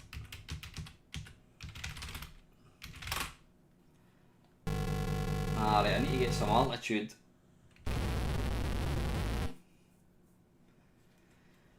Right, I don't know how to... no idea how we get the doors to open.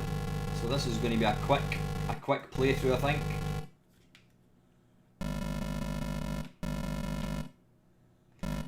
Yeah, compared to the C64. The C64 one is a thing of beauty.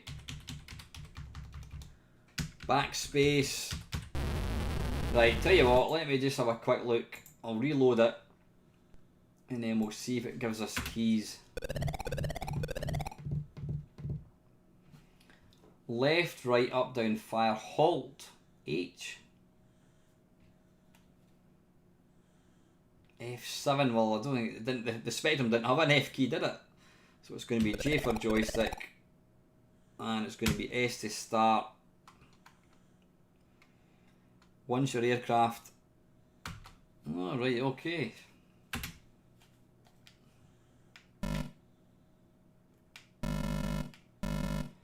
So we need to get a bit of height. Come on. Come on. Come on. Open, open, open, open. Fire, fire, fire. What the hell is going on here? Punch the screen and scream.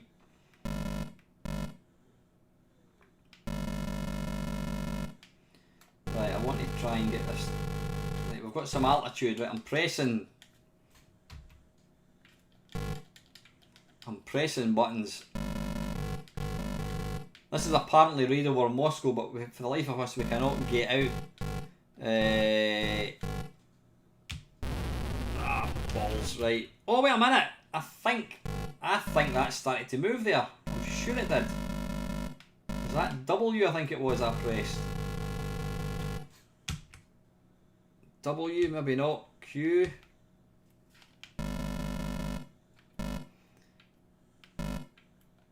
Well, I'm pressing fire button. I am pressing fire button. Trust me, I'm pressing fire button.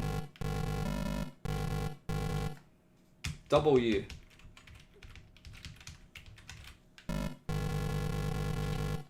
Right, I'm about to throw my toys out the pram here, I think. You're not wrong, Del Boy. Right. Right, fire button, fire button. Right, bollocks to that. That's a shame. I was actually wanting to play that, but I haven't a clue how we get the doors open. So let's get back to Crash. Zaxxon. Let's give that a go.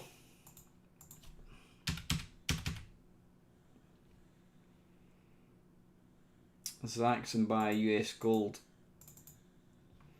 Right, never actually played the Spectrum version of this. This was a game that I always thought looked ahead of its time. Excuse me a little second.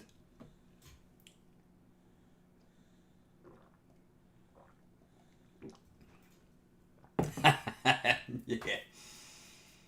The world ended because Big Al could not open the doors. He couldn't find what key was F7. Right, joystick. Is that not exactly the same layout as the Beachhead? Or as the other one? I think it was. Right, start. Sign on. Wait a minute, this is Zaxxon. This looks exactly the same. Why are we signing on to a game of Zaxxon?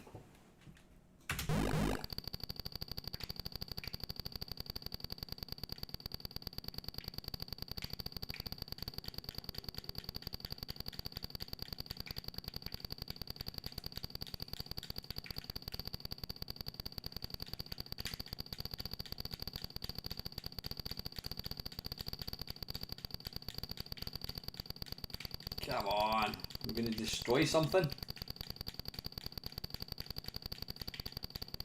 Not bad, scrolling's okay. Nice big kind of chunky graphics.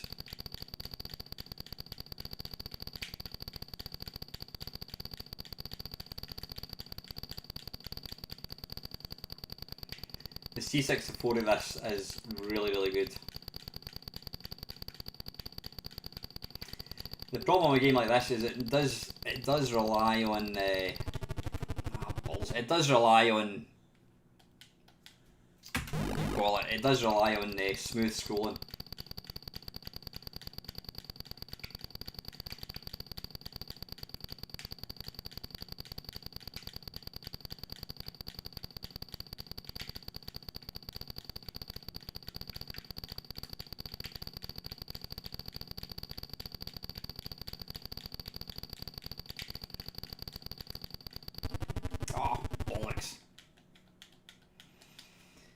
Yeah,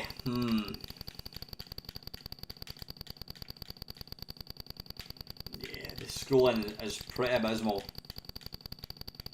Ah, yeah, absolutely right, Aston Eve. I mean, this is not, I wouldn't term this a particularly good game, but the Spectrum can and does have some fantastic games. Some fantastic games. I'm gonna die, yep. Absolutely, Adam. I mean, you need to remember 1984. It's all very well us playing on our PlayStation 5s and our fancy graphic cards with super realistic graphics, but back in 1984, you would have been absolutely over the moon. No, I think this was a full price. I think this was a full price game.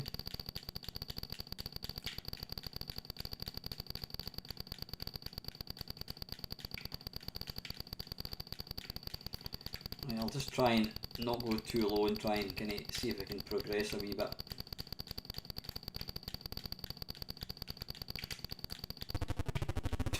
He says, and then instantly dies. Right, enough of that. It's not the greatest, I'm afraid. Right, back to the magazine. Tapper. Right, this should be good fun.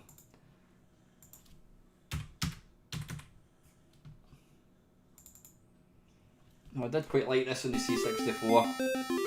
Hey, got some music at least.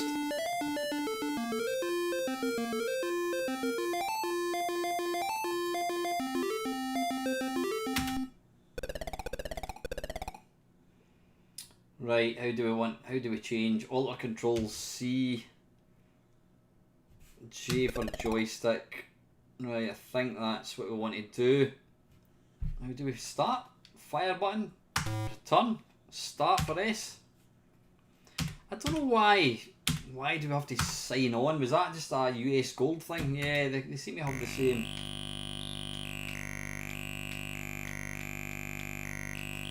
Listen to this sound. Now the problem with this, I find, is it's difficult to actually see how many people, when they're kind of overlapped.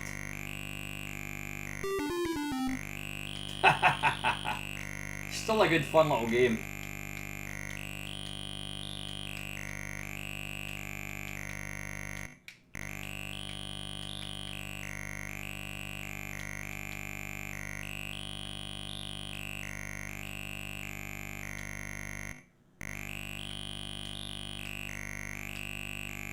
Yeah, definitely it'd be nice to have an option to not have that sound playing.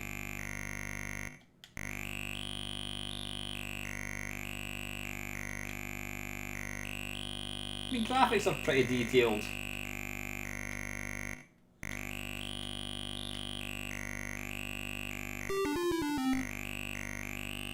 I can never ever do this, but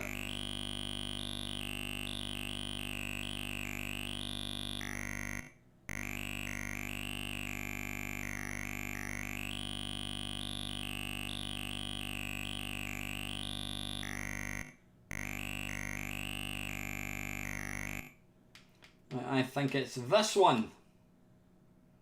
Hey! Now what?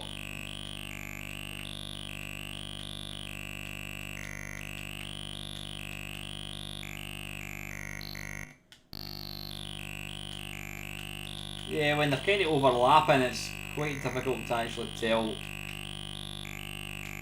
Whoa, whoa, whoa.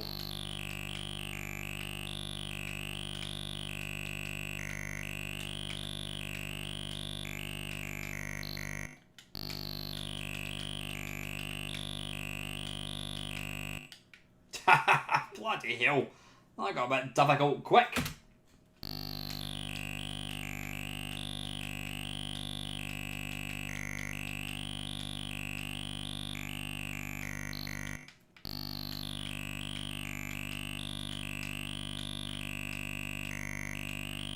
The thing is, this was kind of the standard of Spectrum music back then. And then people came along and actually proved that the Spectrum can actually do music, you know what I mean? It was never going to be as good as the SID, but you know, some of the stuff that people came out with on the Spectrum was just amazing.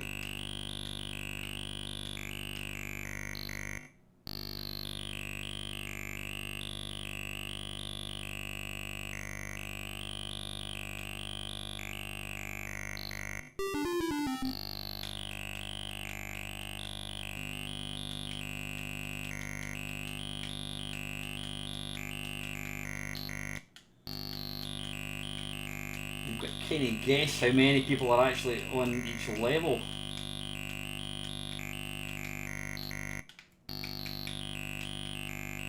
Oh, bollocks. Right, enough of that. That is Tapper. Not a bad little game again, I have to say. The C64 one is definitely a lot much better. Right, Spy Hunter.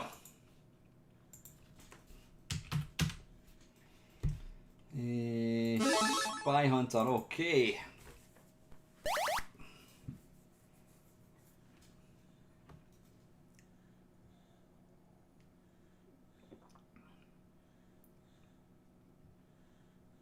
Yeah, you know what? I mean, I know what you're saying, Fred. I mean, I love the Spectrum. I mean, I do. I'll always be a C64 guy, but I've got a few Spectrums, and I think there are some fantastic Spectrum games. So, you know, these are the early ones. Right, okay, let's go. Start game. Expert or novice. What game are we playing against? Spy Hunter. Let's go for expert.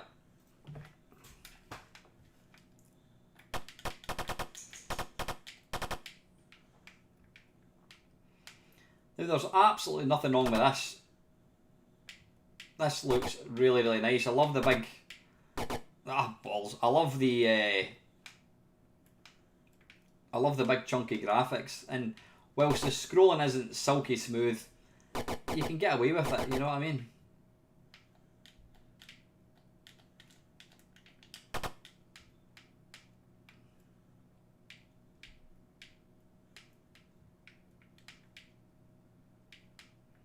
Is he a baddie? I'm not quite sure. No, let's get this, whatever that is. Missiles. Oh, you arse.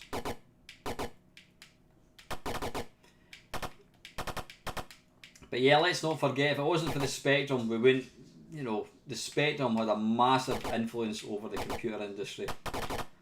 And indeed, a lot of people writing games now started off coding in the Spectrum, so, you know, it'll always, I think it's a really important machine. And for the price, you know, it was like sub £100 eventually.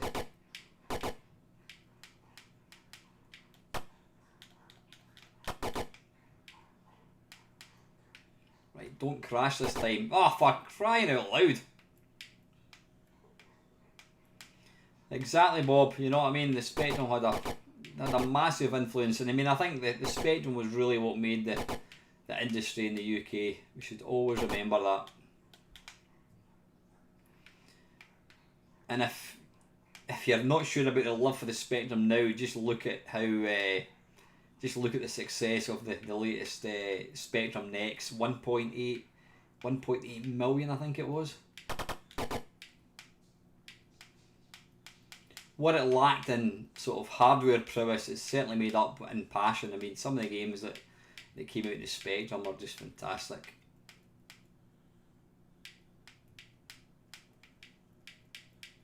I think the lack of sound, or the lack of decent sound, was probably the thing, oh bollocks, was where it kind of failed most for me, you know what I mean?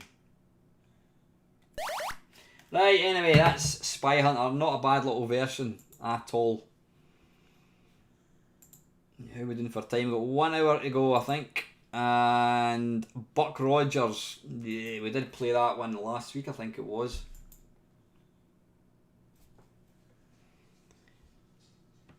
Cheers, Fred. Yeah, I hope he didn't leave because people were slagging off the Spectrum. Because you know what, I mean, I know it's only a bit of banter, but there is a lot of people that take, you know, they've got a lot of love for their machine. Right, what we're looking for now, we're looking for Buck Rogers, B-U-C-K. And the Planet of Zoom.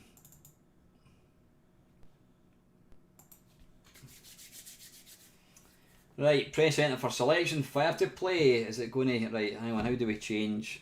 Enter for selection, there we go.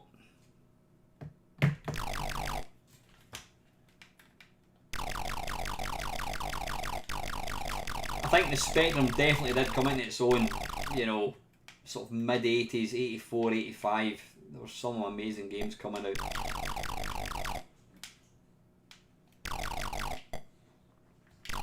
The thing is, if every machine was the same, I mean, from a hardware point of view, you know, the C64 was technically a lot superior to the Spectrum, but the Spectrum did still put out some amazing fun games, you know, and that made the industry exciting.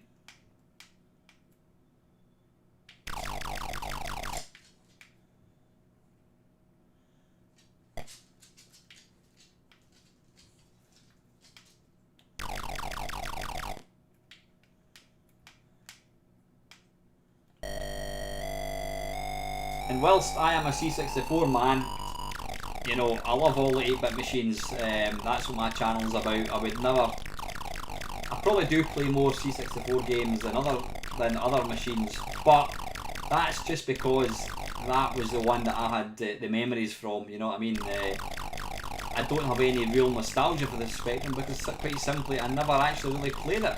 It's the same with other machines. Amstrad never really played it, so you're always just going to have nostalgia for old games. The only games that I really know in the Spectrum are ones that I've played, you know, in the last maybe 5-6 years.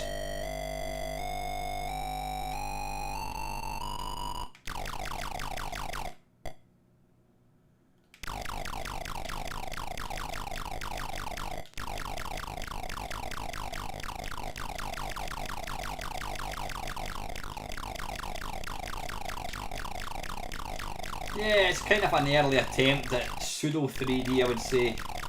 I wasn't a big fan of this in the C64 either, to be fair. Game over? No, unfortunately not. Nah, that's enough of that. That is Buck Rogers. Let's close that down. Right, next, what have we got? Okay, so that's kind of all the US gold stuff. Ah, here we go. Lots of other stuff. Oh, Fort Apocalypse. Was that on the Spectrum? Really? That'll be interesting. That'll be interesting to see what it's like.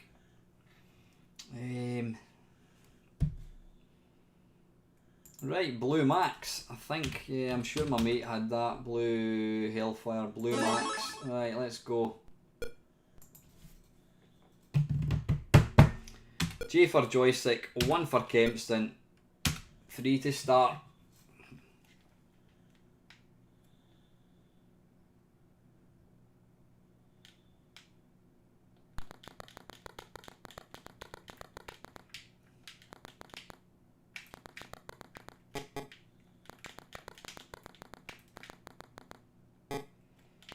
Again, it misses the little theme tune for Blue Max, which is it's part of what makes the get this game fun.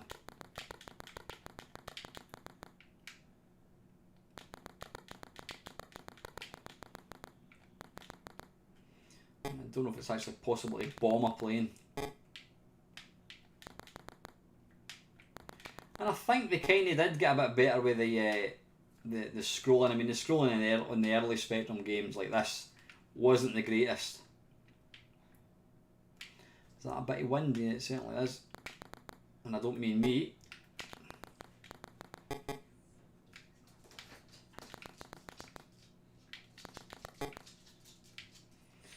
We will be doing the live stream, probably the 6-hour live stream.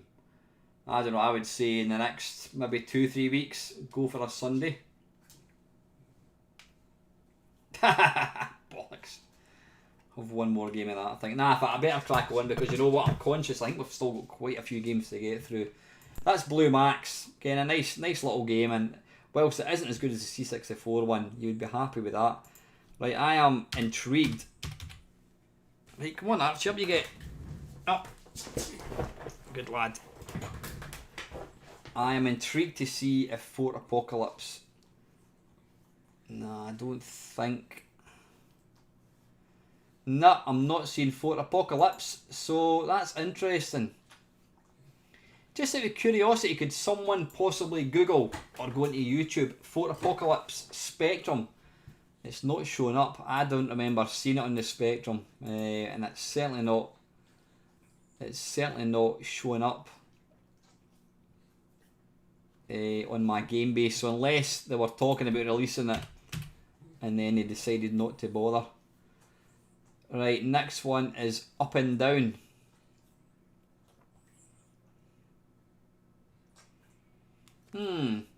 Of course, you know what? This game base thing that I've got, it's only got...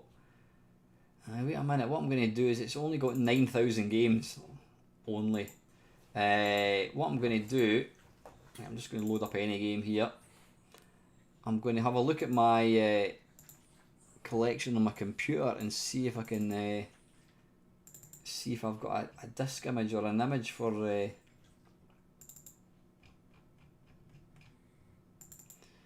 ZX Spectrum games.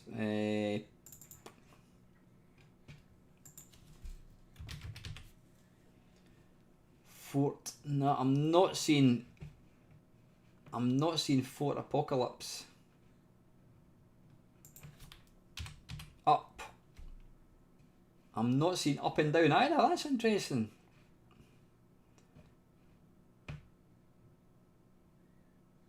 No, I can't see Up and Down. Nah, don't think Fort Apocalypse was ever released, so it was obviously advertised but never released. Oh well, that's a shame. I was actually quite looking forward to seeing that. Yeah, I wonder why it was cancelled. Interesting. Yeah, don't think it was released. Right, let's get back to the magazine. Right, Up and Down. Right, Bruce Lee. We can certainly play Bruce Lee.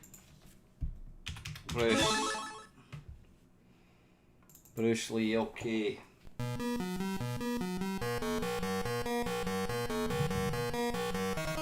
Now I know what you mean. That does sound like that's running too quick. But that is definitely speed. That is normal. It is normal. And it's C for Kempston. and then enter.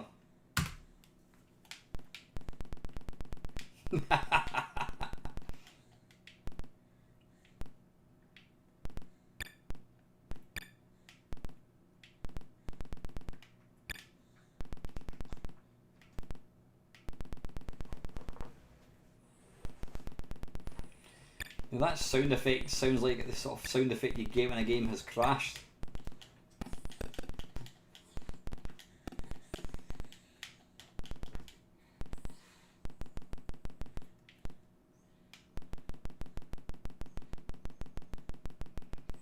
Ah, Ox, have you got a list to? Have you got? Where do I get the latest game base? If you could let me know, please, that would be fantastic. I love my game bases, but I must admit, I mean, is there somewhere to get the latest for all of these? Most of them I've got are years and years old. So if you can send me a link, please, that would be wonderful.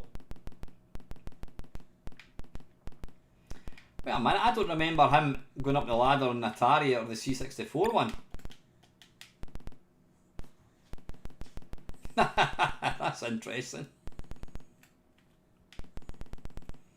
Right, what do we want to do? We want to jump up there. Oh, come on. Bloody hell.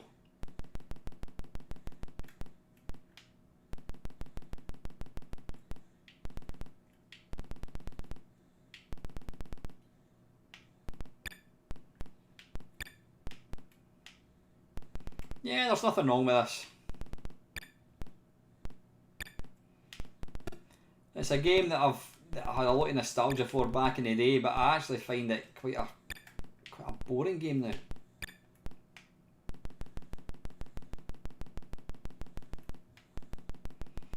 Ah, right, okay, smashing. Is there any other ones that are fairly recent?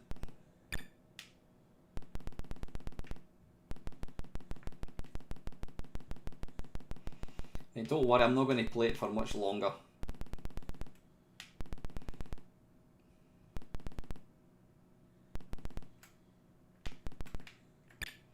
Right, enough. That's Bruce Lee. Nothing wrong with that. Bruce Lee is Bruce Lee. A good little game. Hey, where are we? Back to the magazine. Okay.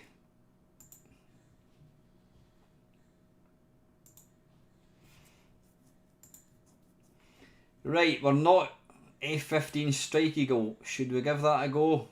You know what, I'm thinking we're not going to be able to play it. I'm going to skip over that one because I know for a fact I won't be able to play it. Now, if ever you wanted to be a Spectrum owner to play something like 3D Star Strike, that was a really, really good game. Definitely. The Great Space Race.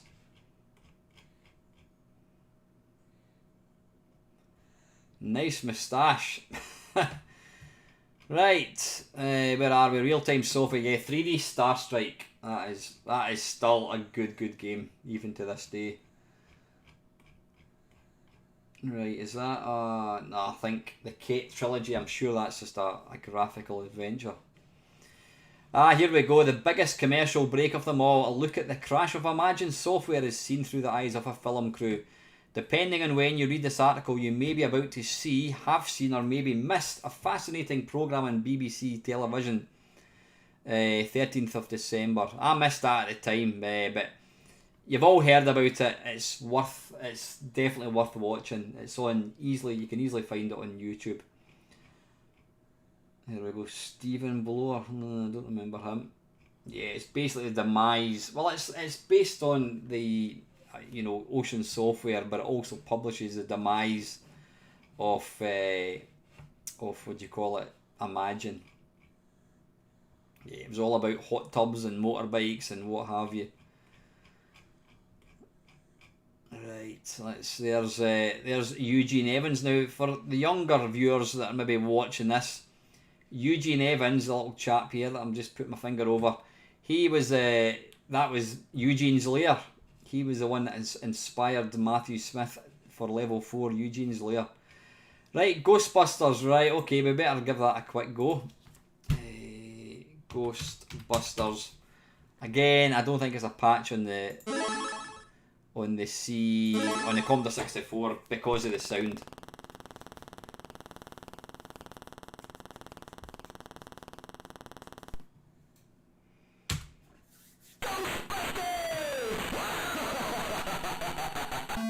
There you go, I didn't even know I had sound. I didn't know I had speech. That's not bad at all. Yeah, enough of that, I think.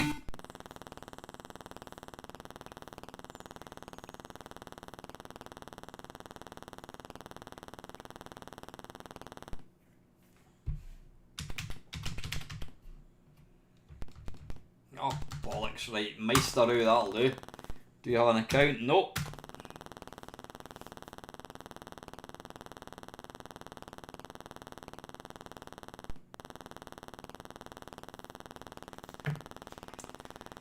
Did that let me choose? I don't think it actually.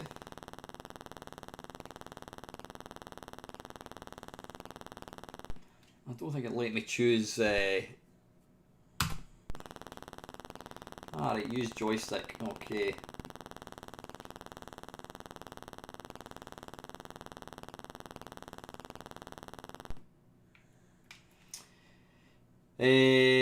PK energy detector. Yeah, I need that, I suppose. Image intensifier. Yep, go for that. Number 2.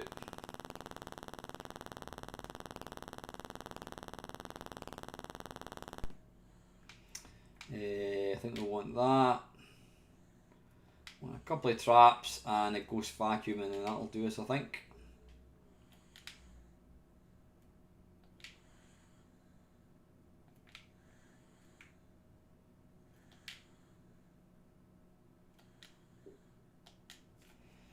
Right, E to end. Okay, right, let's go.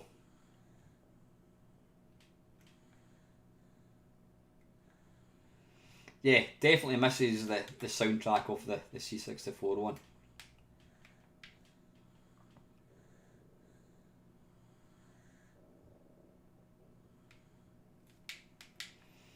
Because you're really playing in complete silence.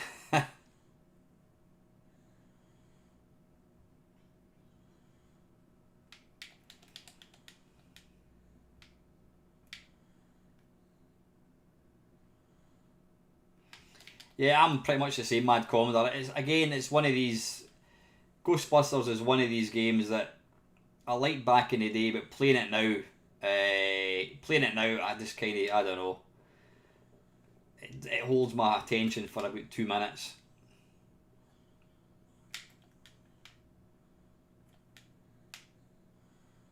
Come on.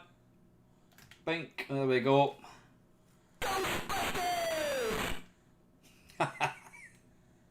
Now the fact that it could do samples, could it not have given it some speech or, you know, sound effects of some kind? Why are we talking about Rick Mail? I'm genuinely curious. Right, that's enough of that. There's a lot of just kind of waiting about. Again, it's a Spectrum version of Ghostbusters. You know, if you're a fan of the game, you would probably enjoy that. Right, where are we? Back to the magazine. Okay. Well, Alienate. Do we really want to play Alienate? Yeah, okay, we'll look at it for 2 seconds. It's basically Night Lore. That's interesting. That is interesting. They've just reviewed Night Lore, and yet Alienate has been advertised. So was this advertised long before? Did they advertise Alienate just when Night Lore got released? Interesting. I thought it was about maybe 6 months or something later. Right, 2 and 0.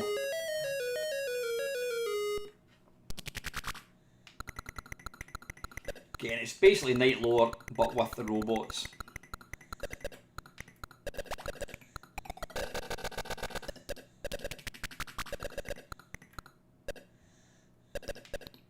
Just a bit too fiddly for my liking. But here's the thing, back in 1984, you know, if you were lucky, you maybe got 1 game a month or something, maybe not as much as that. So you would play it and play it and play it until you could actually get good at it. Playing a game for 2 seconds like I'm doing here is really not... Oh. Oh, hey.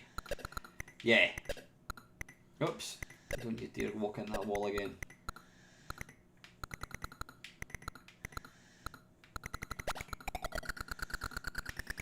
I mean, stuff like that, that's really nice. You know, you're remote controlling this little droid thing.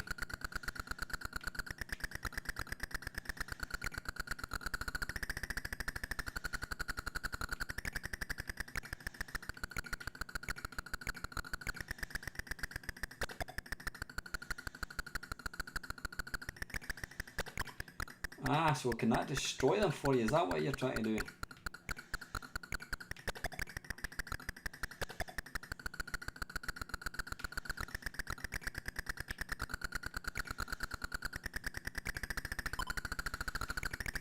Nah, bollocks, too far.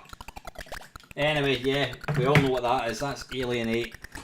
Again, it was more of the same. The only problem is Ultimate went on to just bring out countless versions of that game. I think even Spectrum owners started to get kind of fed up. Yep, we've played them both. Sabre Wulf. Alright, okay, we can't play that because, well, we can play Sabre Wulf, I suppose. Staff of Karnath. Was never a fan of that. Far too blocky looking for my liking. Right, Sabre Wulf.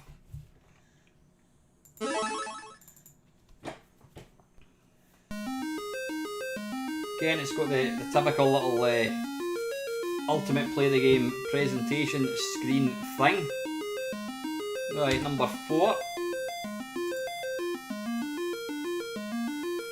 Listen, thanks to everybody that's watching this. I'm just having a quick look. We've got 51 people watching. That's wonderful. Always enjoy doing these on a Sunday night, and I think other people seem to enjoy them. It's kind of become tradition. It's either songs they praise, Last of the Summer Wine, or watching me playing games extremely badly.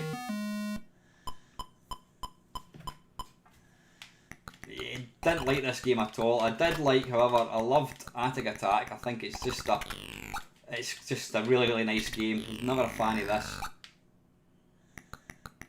I know it's all about the coloury plants that you pick up or something, I think.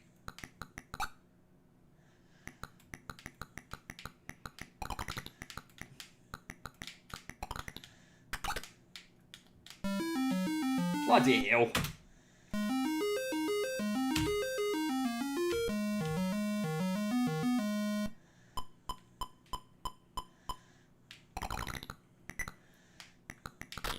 Oh, arse.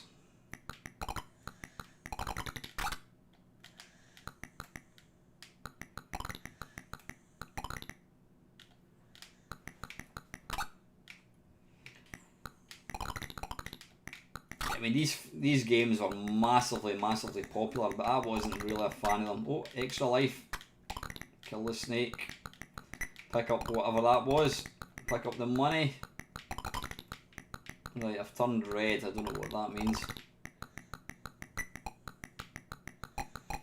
Yeah, you're just kind of walking about needlessly. Graphics are nice. Wasn't a big fan of. I don't think you can. Is that not the Sabre Wulf or something? Yeah, I don't think you can kill it, Adam. Right, back to the magazine.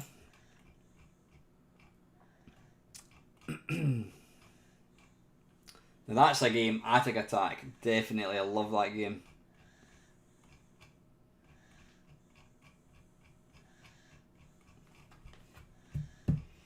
Right, here we go. Now in the 48k Spectrum Boulder Dash. Let's give that a go.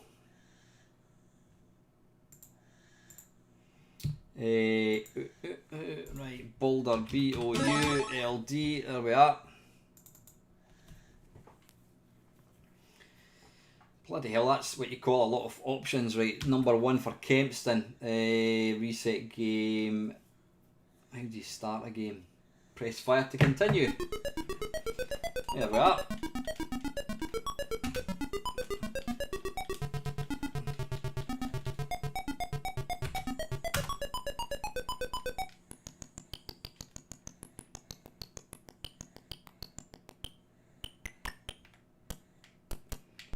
Again, whilst this was a nice game, the big flaw with this one is you can actually run faster than the scrolling, which means you run off the screen and you can't actually see what you're doing. Ah, what happened there? I didn't even notice what happened there.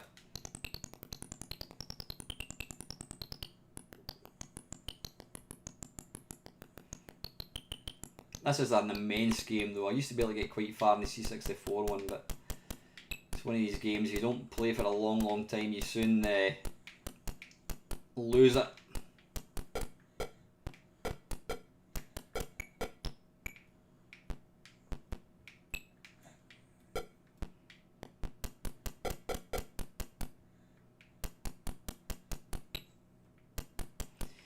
Yeah, the scrolling's a bit... Ugh. Because it's a kind of fast-paced adventure game or arcade game, you really do... Oh, you do need better scrolling. I mean, it's a decent enough version, but I would always go for probably the Atari or the C64 one, I think.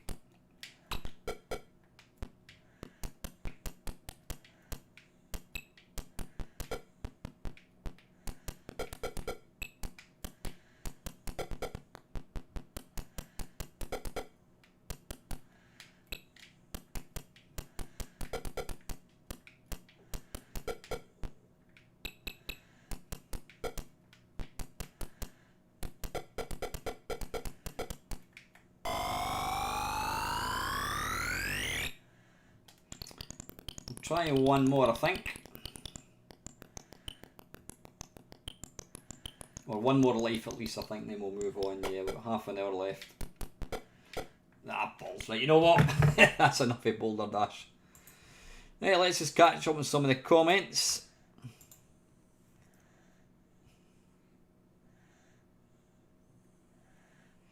Yeah, Boulder Dash theme tune is really, really good.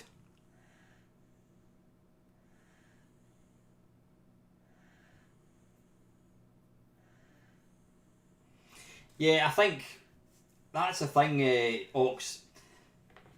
The, what do you call it, conversions on the Spectrum were never that good, you know, but games that were written for the Spectrum always absolutely nailed it. Well, they didn't always nail it, but they invariably nailed it.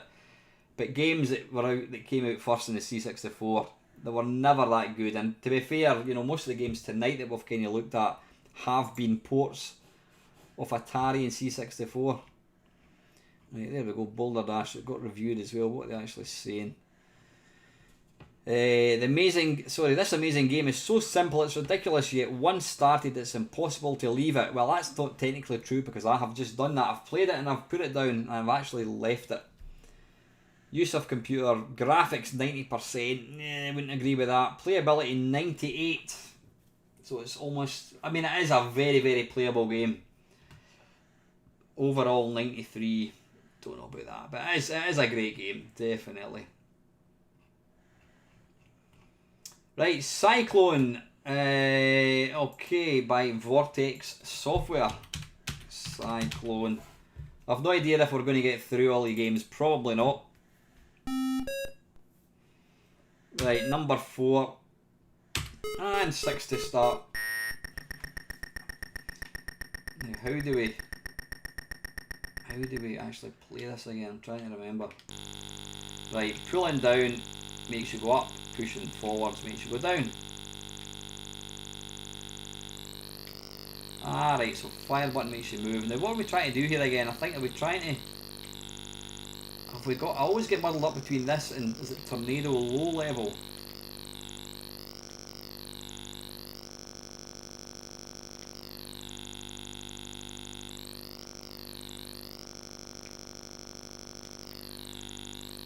Is there some sort of map of that at all? Ah, balls.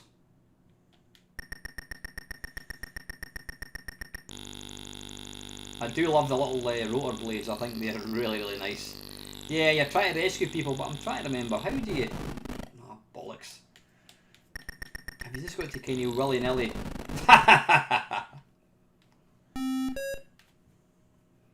Right, information. Map indicators, leaving, collect 5 crates. Up, down, left, right. Map indicators, helicopter position, cyclone location. View selected with key N. So we got a map, possibly? I don't know, let's just crack on. Number 6.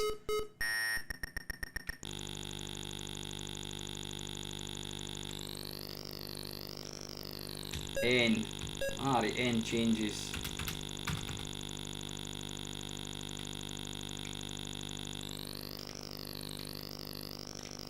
Yeah, I can only apologise about my complete lack of actually being able to play any of these games, because like I said, I wasn't a Spectrum owner back in the day, and so I don't have any real memories of playing these. I'm really trying to play them here for the first time. Yeah, I think it's fair to say that Desert Strike possibly took some ideas from this game. Have you got to destroy a building or something?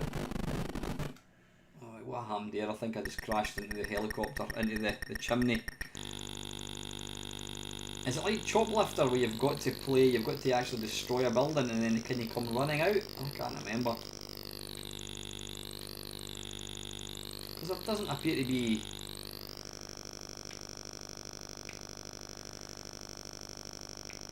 Ah, right, your altitude. Your altitude is always coming down, so how... Oh, bollocks. Right, one more go, I think, then I need to move on. I'm just pish. Yeah, if you let go... I thought your altitude keeps coming down. Right, there is nobody up here. I've not seen anybody. Am I doing... Steve, am I playing this wrong?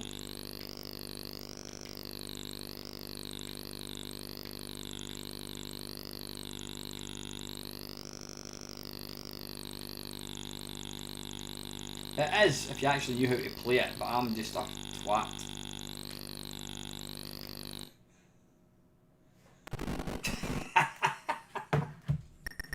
Right, last man, I think.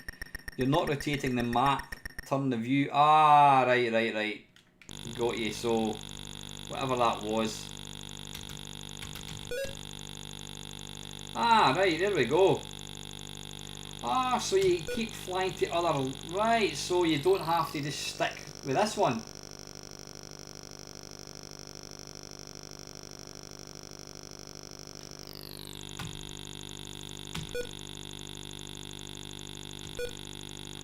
So if I keep going, I should eventually come to a wee island, I think.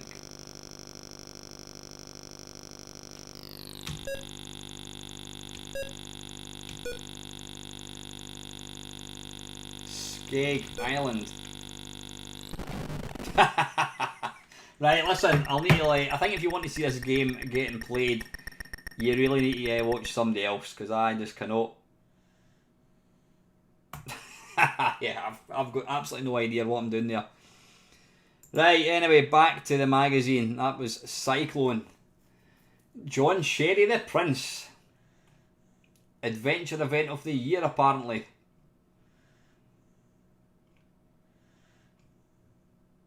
Nice graphics for that, I've got to say.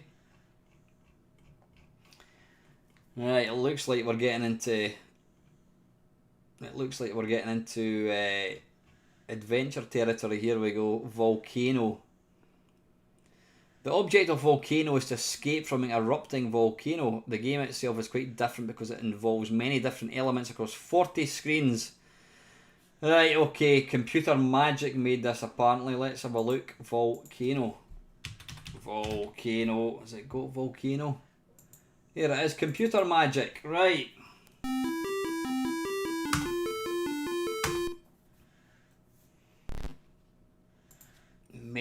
Medieval. That's not you spade. I before E except after C. Oh, that is right, I beg your pardon. Right, how do we actually play this? It's not going to use joystick.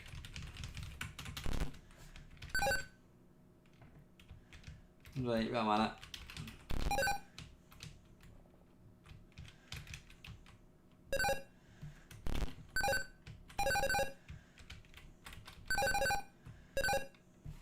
Right, how do we move up? I have not got a bloody clue what's happening here. Right, O and P moves left and right.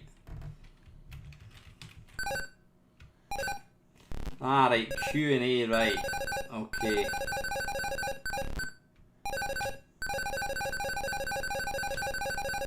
Can we come down? Apparently not.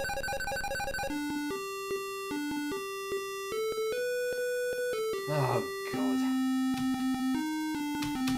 can't skip that infernal sound.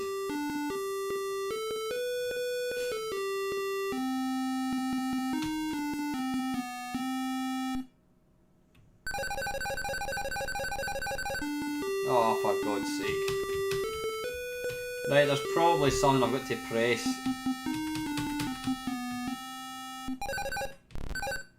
And it's reappeared, but you can't move. You can only move along the...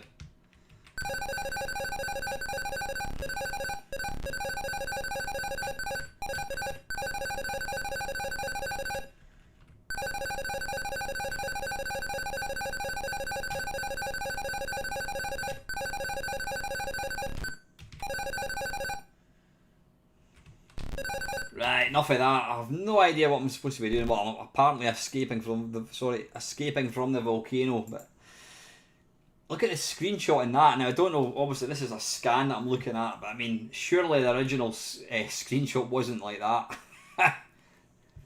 That's what I always say. You always forget. You always imagine that these magazines were full colour, but they weren't really. Good evening, Mr. ZX Renew, and good evening, Mr. David Connolly. How are you doing, guys? Thank you very much for joining me tonight. We've got about half an hour to go. Right, pole position. We did play that. I'm just wanting to see what they actually say. At last it arrived. Since spring I've been waiting to see this game when it was first advertised. Nearly 11 months later I'm actually playing it. Was it worth it? You might say. Well, it's the first racing game I've seen with multicoloured graphics that work in decent sized computer controlled cars to race against. What did I actually get? Is it further down? I don't know where it is. Right, anyway, what's this next one? Sky Ranger by Microsphere. And it's all in machine code. Right, okay, so what's that? Sky Ranger by Microsphere. Skydiver, Sky Ranger, here we go. Ah, this looks interesting.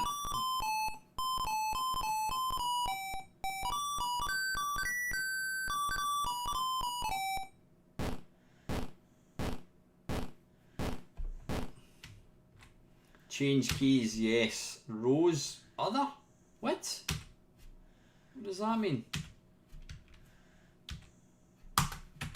Rose, other. Rose, level code. What are you talking about? Mistake, try again. Oh, bugger off, I need to reload it.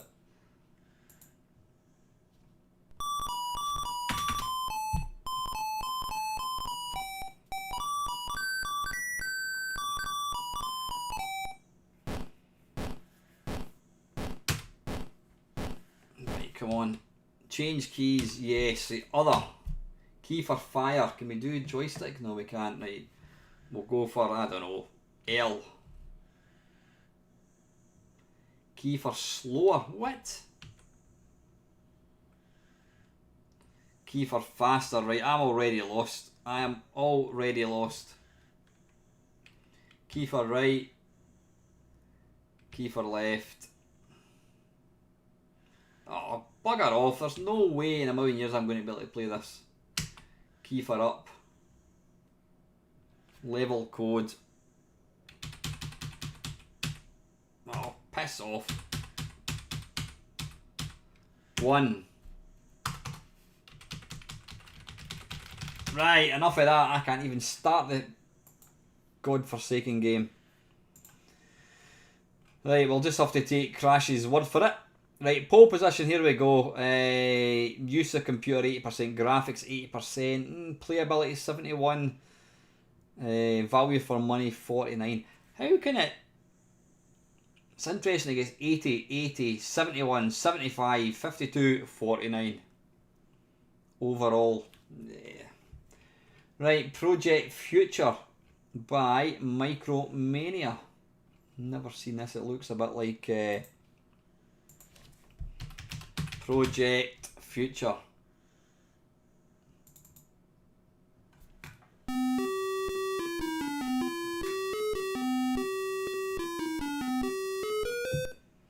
Right, one for Kemps. It's got a rather intriguing gaming font. And start game.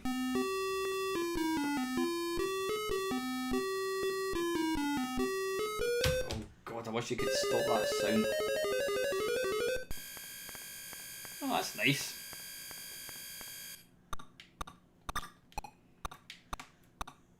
Wait a minute. Right, why is that? Up is down and down is up. Have I picked up something that makes me, that reverses controls or something?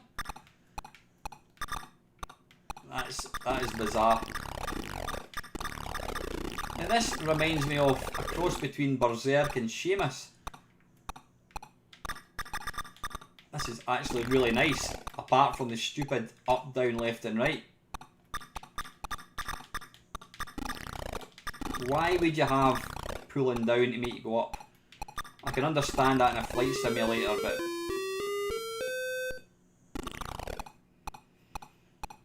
Ah, the original has a bug reversing controls, really? Why was that not picked up? Seriously, did nobody actually pick up these? Did nobody playtest games back then? Right, that... You know what, this would actually be a really, really nice little game. But as it is completely and utterly unplayable. Pressing up makes you go down. But I'm going to have to go for keys, I take it.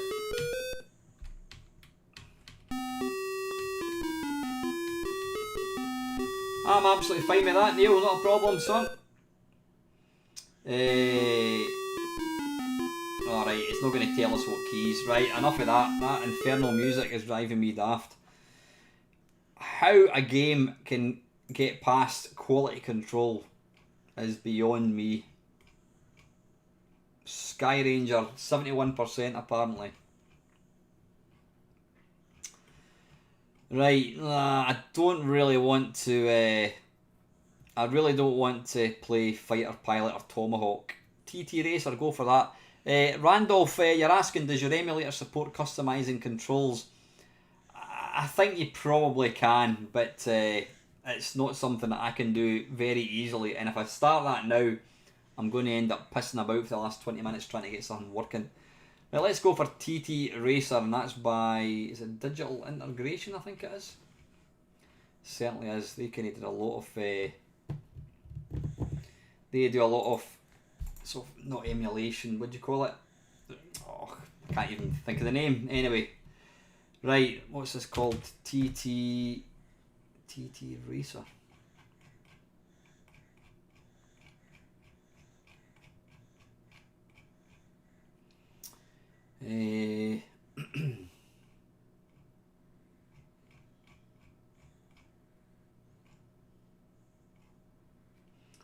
TT Racer, there we go. Oh, digital integration, right.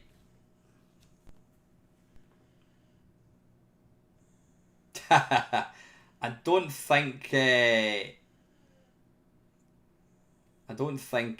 China Minor was on the spectrum, unfortunately, or fortunately, some might say.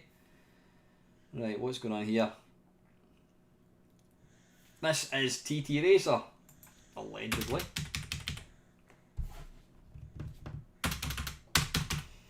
Right, it's not working, so we'll just need to move on. Right, I'm not going to play any of these other ones. The Fall Guy, oh Christ, okay. If we really have to. I did play this in the C64 was it last week? I think it was. You know, it's interesting, quite a lot of the games that were in the July issue of Zap are in this one, which came out in 1984, so this came out kind of 4 to 5 months. 5 months before, and yeah, it's kind of interesting. Anyway, right. I'll play Manic Miner if you guys are happy for me not to play China Minor. Have a vote. However, somebody count the vote. Who wants me to play Manic Miner to finish, or C64 China Minor? Have a vote and you can let me know. Right, the Fall Guy. That's a bloody god awful game.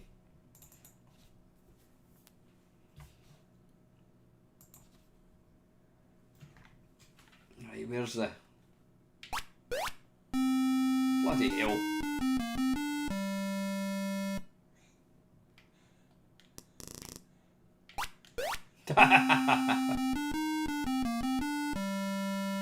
Like, I think it's fair to say people would rather see me play Manic Miner. Now, I'm not actually that bad at Manic Miner, so you know what I'm going to do? I'm going to play Manic Miner after this game. Now, if I remember rightly, the thing that absolutely ruins... yeah, the thing that ruins this game, apart from its shite, is that stupid bird. Why do they insist on having it in there?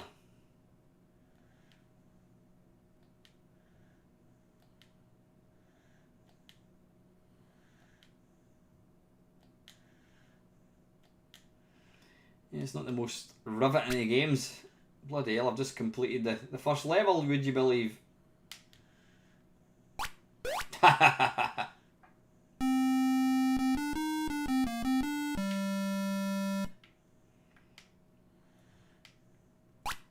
Oh, Christ.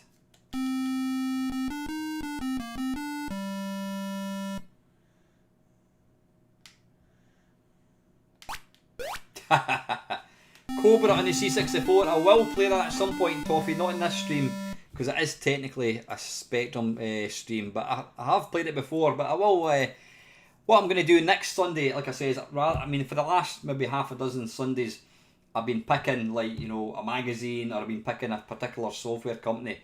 Next week is going to be a free-for-all, so yeah. Don't think I've got time. Well, I'll tell you what, I'll play Manic Miner. I'm going to put this off now. I'm going to play Manic Miner on the Spectrum, and then I'll have one game on the C64. So I'm going to exit the magazine, and let me open up the Spectrum version of Manic Miner. Why did I close that down, you idiot? Right. Manic Miner. Now let's see if I can do alright on this. I'm going to use the... Right, let me just get my... So left and right. Oh, wait a minute, left and right. How do we move? I'll just need to use the joystick. Right, fair enough.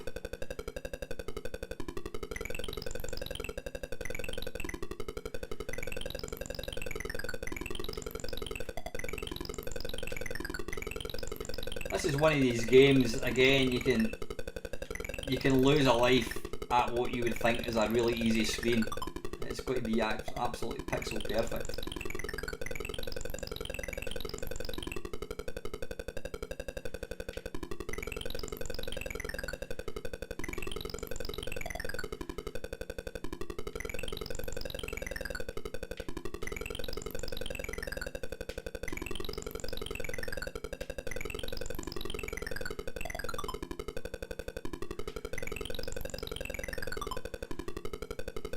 Yeah, the best version of this, I have to say, well, I think you're talking about Cobra. The best version of Manic Miner, I've got to say, is the Spectrum one, definitely. Just for that little noise, fantastic.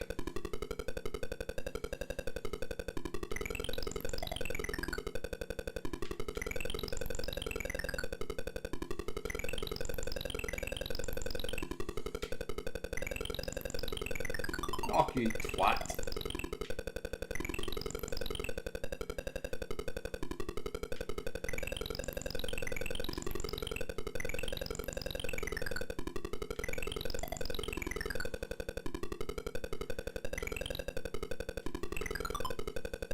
What was that? Sorry, try jumping left and right instantly on the Spectrum Manic Miner before you say that.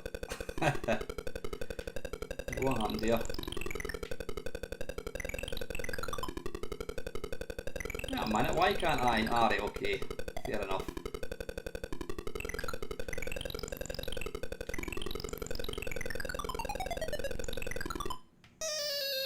Love that sound.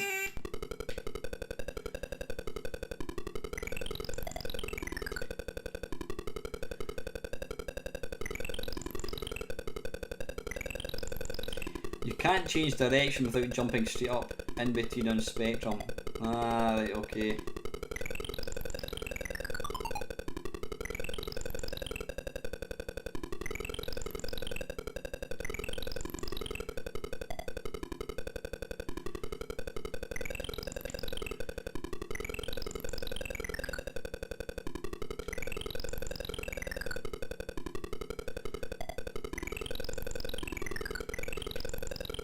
Christ, that was lucky.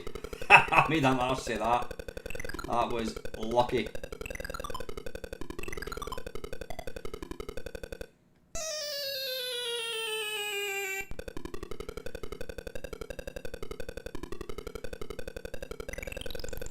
Yeah, I think this game does deserve the plaudits it gets, you know what I mean? Yeah, whilst it wasn't, you know, Matthew Smith did not write the first platformer, it is so well put together.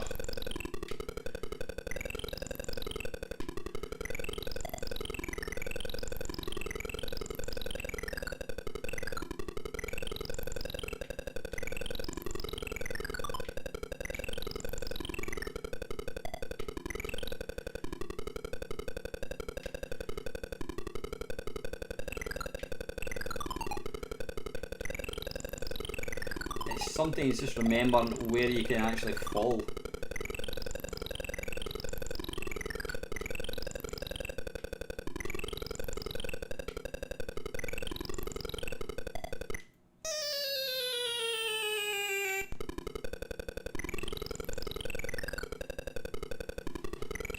This can be a tricky one.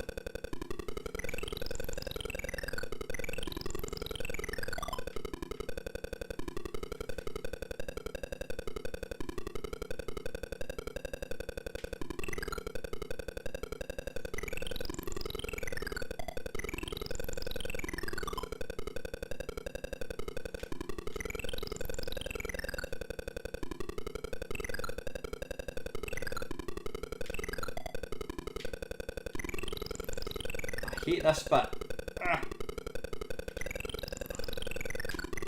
Oh, that is indeed, and I was mentioning Eugene's lair. That's Eugene Lair. Sorry, Eugene Evans. I did, Dave. What I did was, oh bollocks! I missed that bloody thing at the top. You twat! Can I get back up there? An arsehole. Oh shite. What an idiot. I can't believe I missed that. Yeah, I didn't. It wasn't an 8-bit face-off kerfuffle. What I did was I looked at every version of Manic Miner that I could find.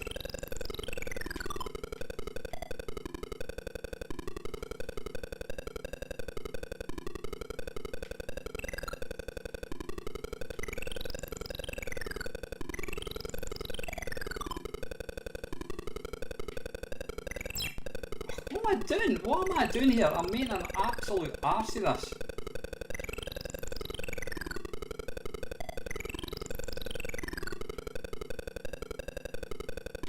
I'm making a complete pig's ear of it.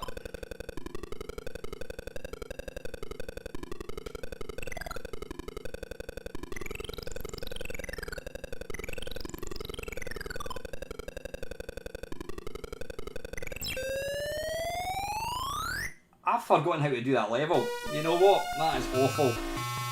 Right, just for a laugh, I'm going to, because I want to try and get to that level again, I'm going to put it in double speed and see if I can play it like this.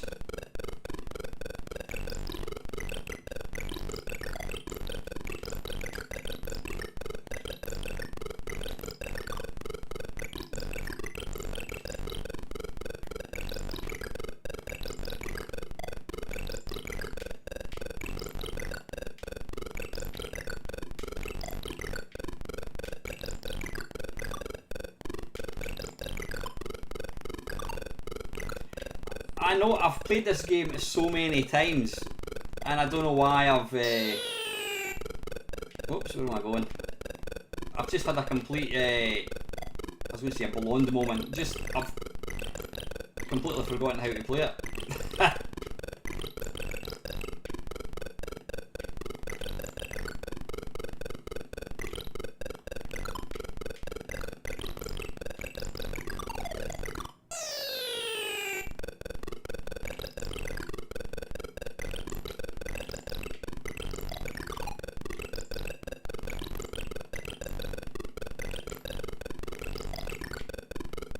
Oh, bollocks.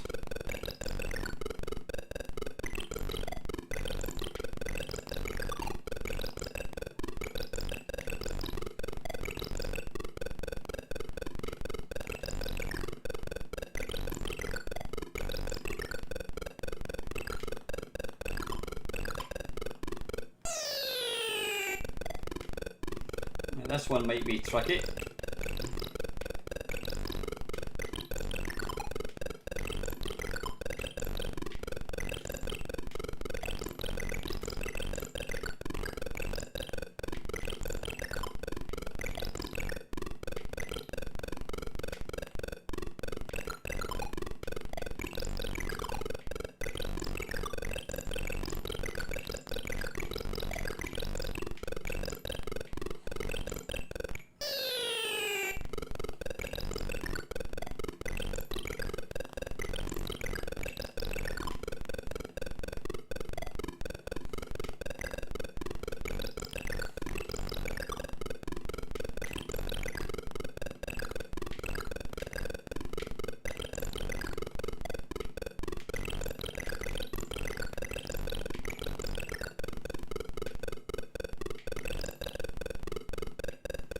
I'm going to stick it back on normal speed because I think it's going a bit too quick.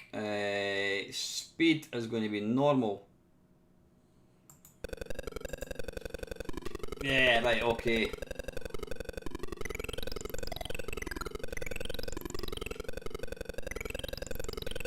I hate this jump. Ah, balls. Oh, I did it. But here. Arse.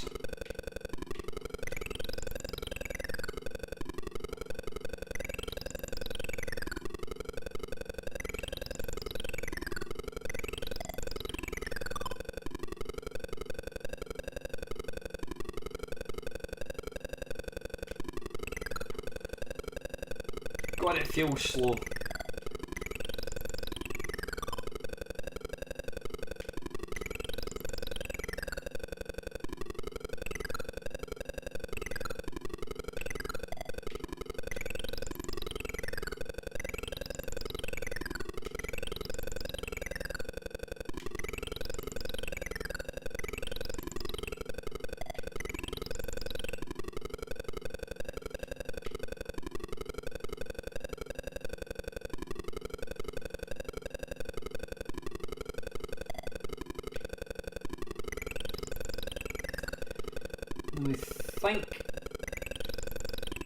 I think you can fall off here, can't you?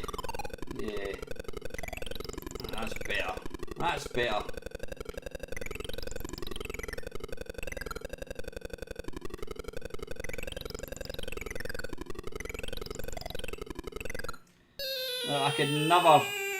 I could never do this level, you know that.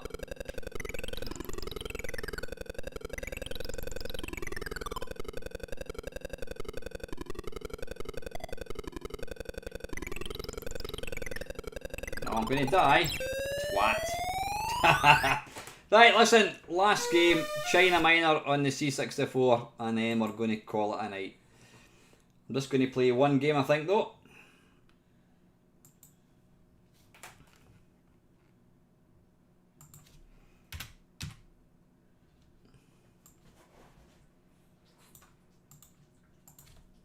Thanks to everyone that's been watching so far. Yeah, China Minor 200% speed, that would be interesting.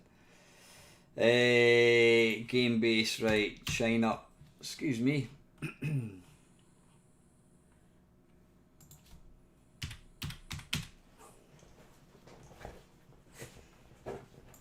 on, what's going on here? I think I've got them set to a year, I think it is. Hang on. China Minor, right, okay.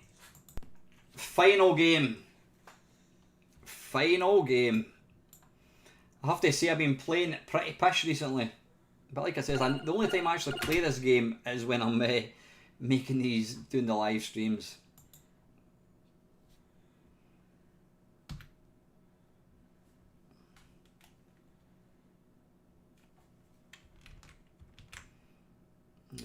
High score Sabre. Right, come on, here we go. Here we go. No easy. Good stuff, Craig. Thanks for joining in, mate. It's been good. Oh, hang on. Hang on. You can't see it. There we go. Right. That's better.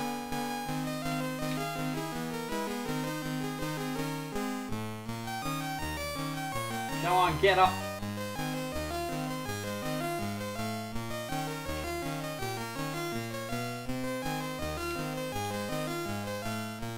This game would be a lot easier if it wasn't so difficult going up ladders.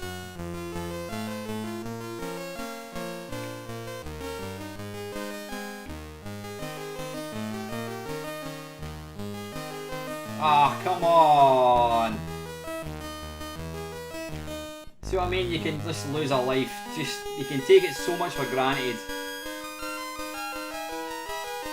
You know what? I didn't mean to. I pressed the shoulder button on the joypad there. I didn't mean to jump there.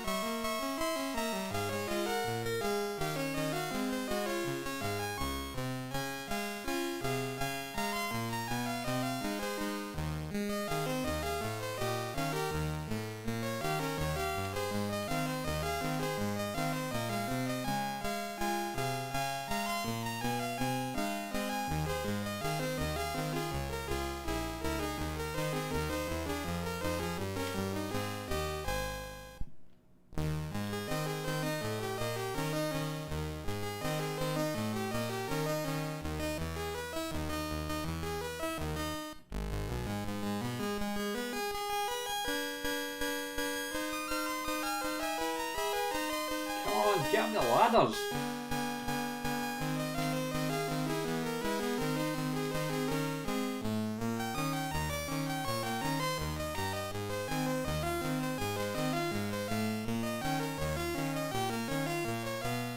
Oh, what happened there?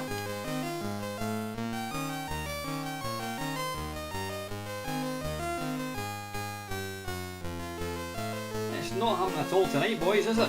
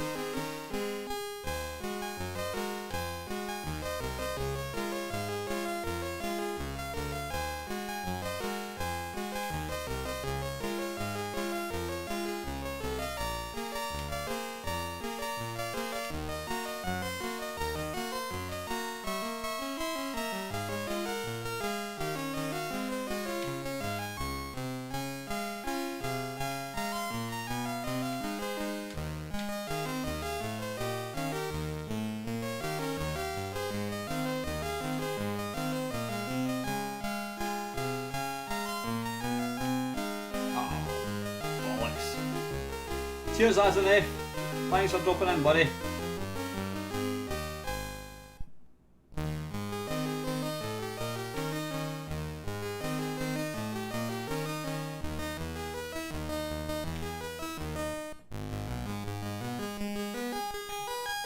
A film starring Peter Sellers.